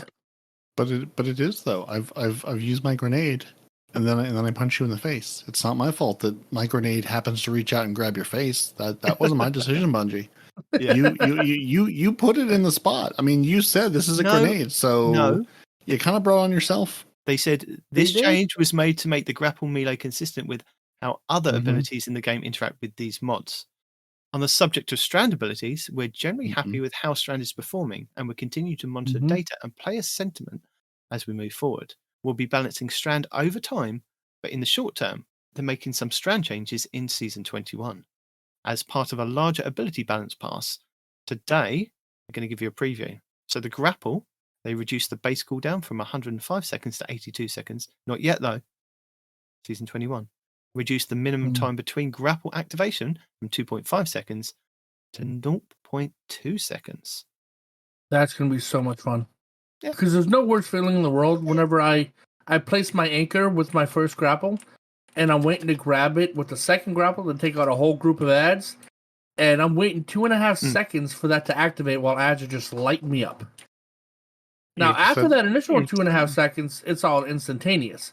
But I don't know why I have to wait 2.5 seconds between my first and second, and nothing between all consecutive ones. That's because you needed time to take a drink of your delicious beverage in between the first and the second one. That's what that was there for. Mm-hmm. And that's it. That's what they're doing for Strand. Moving on to the artist reference collection. We don't tell him; he'll never know. No. I read it already. We're also getting a buff to our melee, which is something we've desperately needed. Because the Strand melee is about as effective as a who's we? Leaf. You say we, but you have to tell the people who's we. We know who the we is. We know, but you and I, we the podcast audience, we the Twitch audience, we all know he means hunters. We know who the we is in this sentence. That should never come under question. Okay. Right. We know that the threaded spike is getting about a 55% boost versus PvE combatants. Yes. We know that the projectile travel range, before beginning its return to the player, they're gonna increase that by about 30%. We know that they're gonna slightly reduce the speed of the dart as it returns to the player, making catching it easier. We know they're gonna increase the energy gain for catching the dart based on the number of enemies you hit with it. And we know it's now going to pierce Cabal Phalanx shields. Again, not now, but like in the next season. Hunter I didn't see. Better. Where the hell was that at? I didn't see that line. That would be the one that's under the line ahead of it. See, there's a bullet point and then the one below it. It's right there in black and white. It's on your screen. I can see on Twitch you've got it on your screen, so I know you've got it on your screen. There's no reason to see it on my screen because I'm playing on my screen. I am reading. What? No. The TWAB is on your screen. I hate to break it to you, but my bad. This whole time I thought y'all could see me playing. Nope. We can see the TWAB. We could see the words that you couldn't see, but we could all see it as your Twitch audience. And then there's the artist reference collection which we've referenced that now Bungie's going to reference. So if you want to figure out, how do our various guardians look from the top, right, bottom. How does Nezarec look? Where all of his crazy bits that come out of him? Now you know. Nice little close-ups. And if you are actually interested, each of those has it downloaded as a TIFF file, so you can bring it into your Photoshops and Illustrators and get nice high-definition, good versions of all for this. D&D. Trying to figure this all out. Yeah. Then you can properly, 3D model and render out your little characters, put on your D&D map so you can play with it. Yay! Or 3D print. Can you 3D print with these models? I mean, you have to make the model. TIFF file won't get you there, but you have to make one, and you can. And if you logged in this week, you would have had a pop-up on your screen saying, please adopt a pet. But what happens if I've already got all the pets, Bungie? Well, what happens if it's I've not already for you. got 3 adopted pets? Well, you can get more stuff. So you can adopt a pet this week, I guess. I mean, although having a look through the Eververse, I think they're all available anyway. They're just highlighting them. So you can have the worm emote, the dog emote, the cat emote, and the chicken emote if you so wish. Maybe not the chicken one. I haven't seen the chicken one in the Eververse store recently. It could be there. I didn't specifically look, but they normally are all there. So there you go. You can buy some for silver. You can, or you can go. I'll just wait for them to drop eventually. So I know we've discussed that Bungie had some issues over the last couple of weeks with different things, and we speculated the reasons why.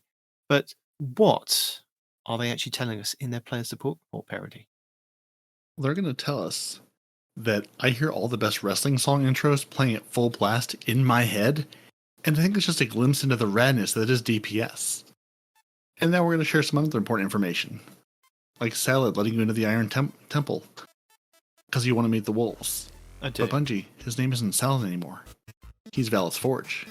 Or is his name Salad now? Have they broken up? Have the English majors gotten shoes thrown at their heads? It's hard to say. So someone will let you into the Iron Temple.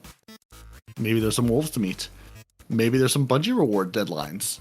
Well, Maybe there's some SIVA to release. Not yet. Maybe, but I can tell you that but Respawn, the following Bungie rewards have deadlines that are approaching.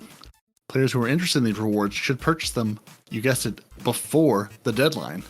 So if you have your Bungie Store Archangel Dog plush, you have until April 28th at 11:59 p.m. Pacific time to purchase it. That's gone. Oh, hey, it's the 29th today. Look at that. Dates. How did dates work? And you had one day from when they told you, because April 28th was the date after they posted it. So as you hear this, by the way, you can no longer get the dog plush. Sad for you. And despite what the game told you this week, you do currently have, as I speak to you now live, until tomorrow, Sunday, April 30th at 11:59 p.m. Pacific time to order your Bungie Root of Nightmares raid jacket. However, as you hear this podcast through your podcast player, you will have lost the opportunity to also order that. So this was a whole bunch to do about nothing. You've missed the reward deadlines. That's why you should read the TWAB. Let this be a lesson to you, people who want to buy things. Now, the things that will still apply to you are all the known issues.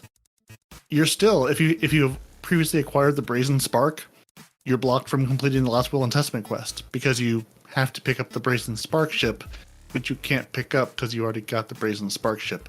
Bungie's going to figure delete it, that and out. it still just wouldn't give it to me. Yeah, it's just you're done. No, you can't delete it because it's in your collections. Yeah, no, it's there, and now you can't do anything with it. Just like you're unable to claim the Twitch extension bounty rewards from the Cryptarch. Just he won't give them to you. He's like, nope, these are mine. Jeffrey Bezos said no. Some Guardian game triumphs are activating earlier than intended. Many of them are activating earlier than intended. As a result, your titles tab now flashes all week long because it wants you to unlock a thing that you can't yet unlock. So, but I have been unlocking them though. You guys haven't been unlocking them? Not all of them, but like, yeah, no, I've absolutely unlocked and gotten credit for some Guardian game stuff. Yes, those you can do, but your titles, your Triumph tab will continue to flash. Even once you have unlocked all of those things. Basically, when you go to your journey, it's going to flash all the time at you, probably because it wants you to complete the bounties on the title, which you can't yet do because the title's not available, but the bounties are. Or the triumphs are, rather. Anyway, when those unlock, you'll be able to actually hit the button so it'll stop flashing at you incessantly. The Lake of Shadows Nightfall, wiping in the final boss room, will cause some enemies and champions in your previous rooms to respawn, blocking your platinum rewards.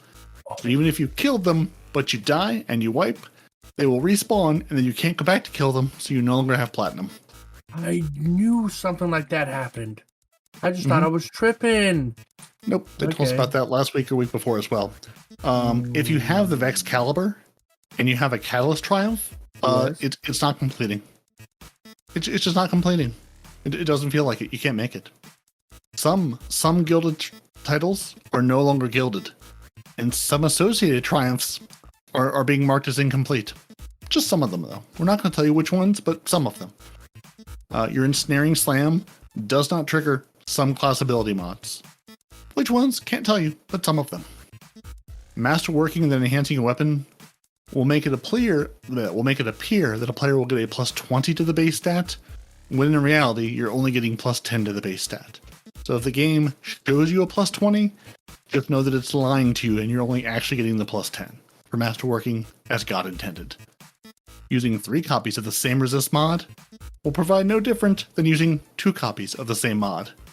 So if you're running 2 void resistance mods, don't put a 3rd void resistance mod on. It's not going to help you do something else. Okay. So there you go. 2 is good, 3 is unnecessary, 3 gives you 0 additional value. Just like some players are reporting that Radiant no longer stuns barrier champions. And the fire sprites may no longer be generating grenade kills. It's also Well, the void volatile rounds are not activating either.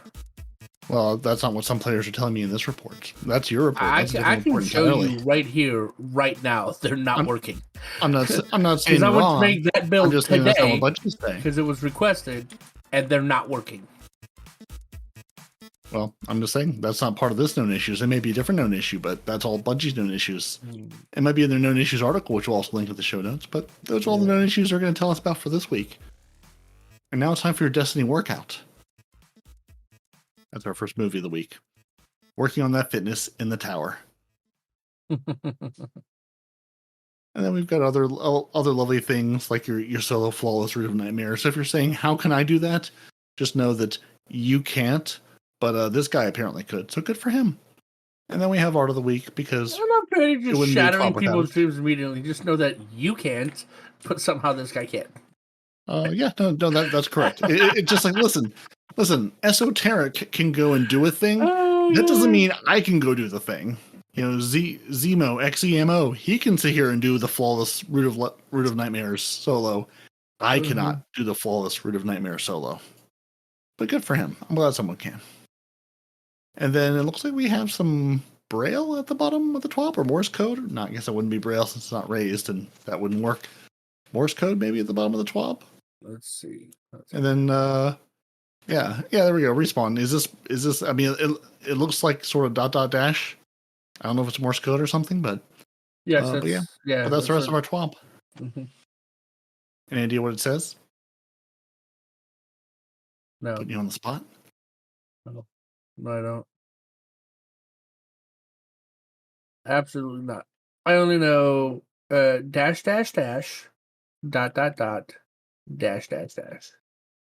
which for those of you in the know are OSO. 93M. Nice. That's what it is. 93M. Oh, yeah. That's what it translates to? 93M? Oh, well, there you go. Somebody knows. Okay. As I'm putting that into the lovely Twitters, apparently the Among Us theme airlock invitation emblem for Destiny 2. The emblem has the Morse code that says Among Us. And yeah, and there's a code this week to get the Among Us emblem, which is HN3 7K9 93G. So there you go. So nice. Maybe it's related to that in some way, people who are more clever than we are. But Sam says stay crafty, and that's the end of our TWAB. Yay! TWAB. Oh, so always leaving me hanging. Since there's no report roundup, I know there was one link that I was looking for that Bungie did sort of address, like, hey, why do I have to go over here and talk to the holo projector and then go talk to the same person in a different location? And I can't remember. Bungie said so. Yeah, but they actually did like provide like an actual like explanation, and I was trying to remember where I saw it linked because I think it was on Reddit, but I saw it linked. Somebody had tweeted it out, and now I can't find it.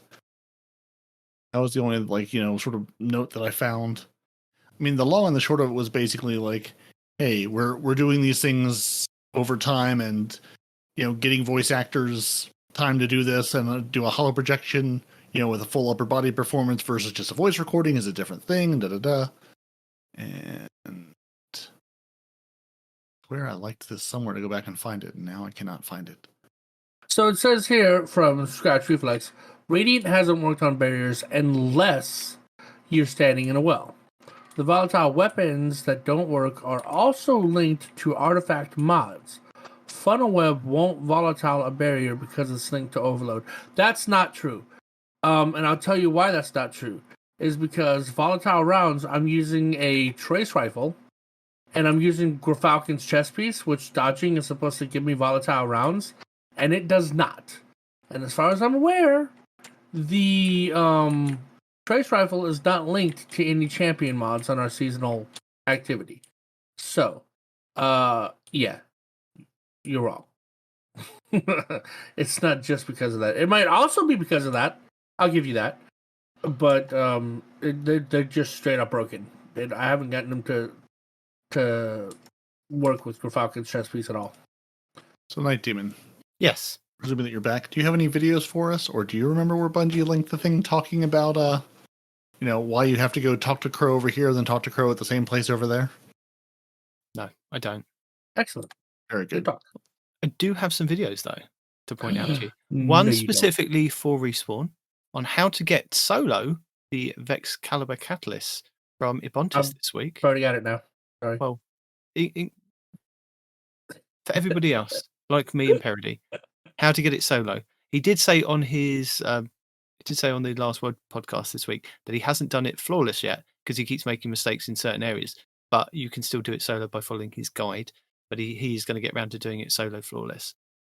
So check that out if you're looking to go and get your Vex Caliber and Catalyst, and do it solo.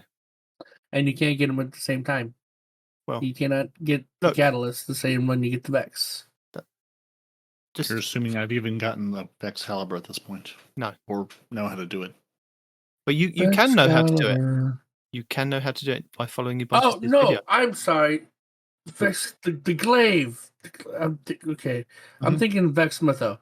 No, that's a very different thing. Yeah, it's incredibly different. But yes, I've already got the I followed Cheese's advice before to get that with the whole shooting through the shield. Yeah. Yeah. So, also this week, Destiny Fun Police has this weapon is secretly insane, and you've got to get one fast because it got a buff. Video. So this is the high albedo, which is a 3-burst sidearm that rolls with Headseeker. When you combine the range buff to the sidearm plus the buff to Headseeker perk, you get some insane damage. So go and check that video out. And I've stolen these ones from you because I know you'll probably throw these ones in there. The Meta, which is the Quicksilver Storm, is meta again from Aztecross. And the damage test, the best machine gun in the game overall, which is over 1 million damage from Aztecross this week. So if you're interested in seeing what the best machine gun is, he's done all the testing. Took him 30 minutes, so it's definitely not Deacon approved. But he's got a video on it.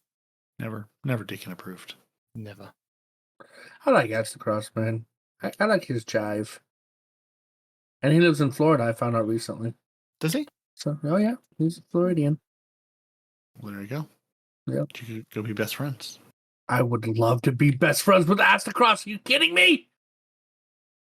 Well, the time is now. You can He's figure out half where my he age, lives. Go though. stalk him. Yeah, that's going to end well. I don't see that going poorly at all. No, in no way, shape, or form. And I have utterly failed to find the Destiny 2 team feedback about all the holo projector running to and fro. So, oh well, such is life. And yeah, I've watched very little YouTube this week, so the things you mentioned are all the best things. Great job. They are indeed. Indeed. I do have a couple shout outs this week though, now that you've settled that. Tell us. Who are we shouting out? And how the first do we need to avenge your death? Is PP Pipe. She hasn't been on the game for quite a while. Apparently she's been having some rough issues at home. So we wish her well in resolving her issues. But she's also got a brand new apartment. Said that hopefully she'll be online soon. So huzzah! Right? Looking forward to that. And Hawkslayer, who's usually the guy that puts together our contest for us, hasn't done it in a while. I played with him and his wife the other day. And I gotta tell you, the man's living the dream. Because boy, do I wish that my wife was better at me than Destiny. Just like his wife is better than he is at Destiny. So, thanks for that. Thanks for helping me out. KTech8 showed me that women can, in fact, be better than their husbands at video games. Love it. And, yeah. that's basically it. Just thanks for hanging out with me the other night, guys. Well, I think this is the point in the show where we get to say thank you to all of our lovely people for joining us. Your Titans, as now and always, are Peroty and Nitedemon. Your Hunter, as if you could forget, as no one responds in real life. Right? You should email the show at twotitansandahunter@hotmail.com. We're everywhere you want to find us. Just type in Two Titans and a Hunter into YouTube, Twitter, Instagram, Facebook, basically anywhere. Two Titans and a Hunter. You'll find us, then you'll find all the other best podcasts, but you will first find our fine podcast wherever you get yours. We're on YouTube each and every week for new episodes, weekly updates, and live streams. Go to twotitansandahunter.com to get this show and all the good information. Now, if you, like many of our fine people, would like to join the Otter Dance Troupe, threaten us with a good time, or throw more grenades, you could join our Patreon at patreon.com/TTAH. Like the lovely Zep Orbit has done. Like the T-Rex King, Dedicated AM64, the Scarlet KM, and BHS Nightcrawler. They've all done this. They all love us. They said, we appreciate what you do for us. Here's some grenades and some dollars in your direction. I love you guys more than a good 2782. microphone. Yeah, Carver 2782, We Noble, Golden God 1562, basically Salt, Zombie Pops, and Renard Calant. Hopefully I'm not butchering that too poorly. Ooh, that's a new name. Threw some monies and some grenades in our direction. And while Deacon does not approve of long videos, she does approve of PP Pipe, Lord Master Chaos, Dimwee, The Drifters Driftwood, and Hate Quest. So we thank each and every one of you lovely human beings that allow us to do what we do. And again, patreon.com/TTAH if you want to join these lovely people. If you want to just, toss some cash and Nitedemon or respawn in our direction, you can go to coffee.com, ko-fi.com/twotitansandahunter. And if you want to listen to this show live and listen to us desperately try to read the TWAB and other words while stumbling over these ridiculous things, like I am very excited to watch the video of everyone trying to read the name of the Lorelei ornament from this week that Bungie I know what it put is. out. It's called the Hif Pimoth. Sure, yeah. It is. Trust me, it's called the Hif Pimoth. All right. Having to do this week in Destiny each week and we learn had those a linguist words. in the chat this week that explained it to us. Very good. I'll take your word for it. So if you'd like to listen to this show live, and when Respawn says look over here, you can actually look over there. Twitch.tv/no one respawns in real life. Or if you'd like to get up early in the morning in the US, or if you're in the UK, you can go to twitch.tv/twotitansandahunter and watch the proper British gentleman do whatever he's up to. Early in the morning for us, normally in the morning for you all. And go there, subscribe, hit the bell, go to YouTube, Two Titans and a Hunter, hit the bell, and it will let you know when all the good things are happening. And then you too can be in the know, because we don't plan things, we drop them on you. Like Respawn coming to your house, kicking your front door in and saying, "We're going to raid, get in the car." That only happened once, man. Yeah, I'm saying it could happen again. You don't know. Thank you, dear listeners, for listening to us. And, we don't ask you very often, but if you could go to the lovely places to leave us reviews and, smash buttons on stars at, iTunes things, it helps people find the show. Because really, if they don't find our show, they won't find all the other great shows, part of the Owl Sector Alliance. So go there, leave us reviews. You'll leave them reviews. Everybody will find the great shows. Everybody can listen to all of the shows. And everyone's very happy. You can hang out in the Blueberry Lounge. You can go to GDC. You can listen to the Guardian Hub. You can listen to all the places and all the lovely things that people tell us about. And, yeah. So thanks for hanging out with me in the stream today. Thanks for listening to us live on the show. And if you're listening to us after the fact, I don't really have much to apologize because Nitedemon is usually pretty good at editing. So thanks for, taking the time to download and give us your time and affection and money. But so appreciate everything y'all do for us and all the things y'all have been doing for us for the past couple years. And other than that, I just gotta say deuces. Long live the king. Indeed. Two Titans and a Hunter, a Destiny 2 podcast.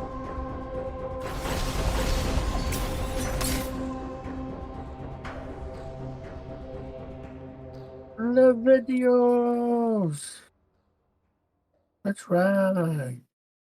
Got videos on here. Got videos everywhere. Get the video. I'm so sorry.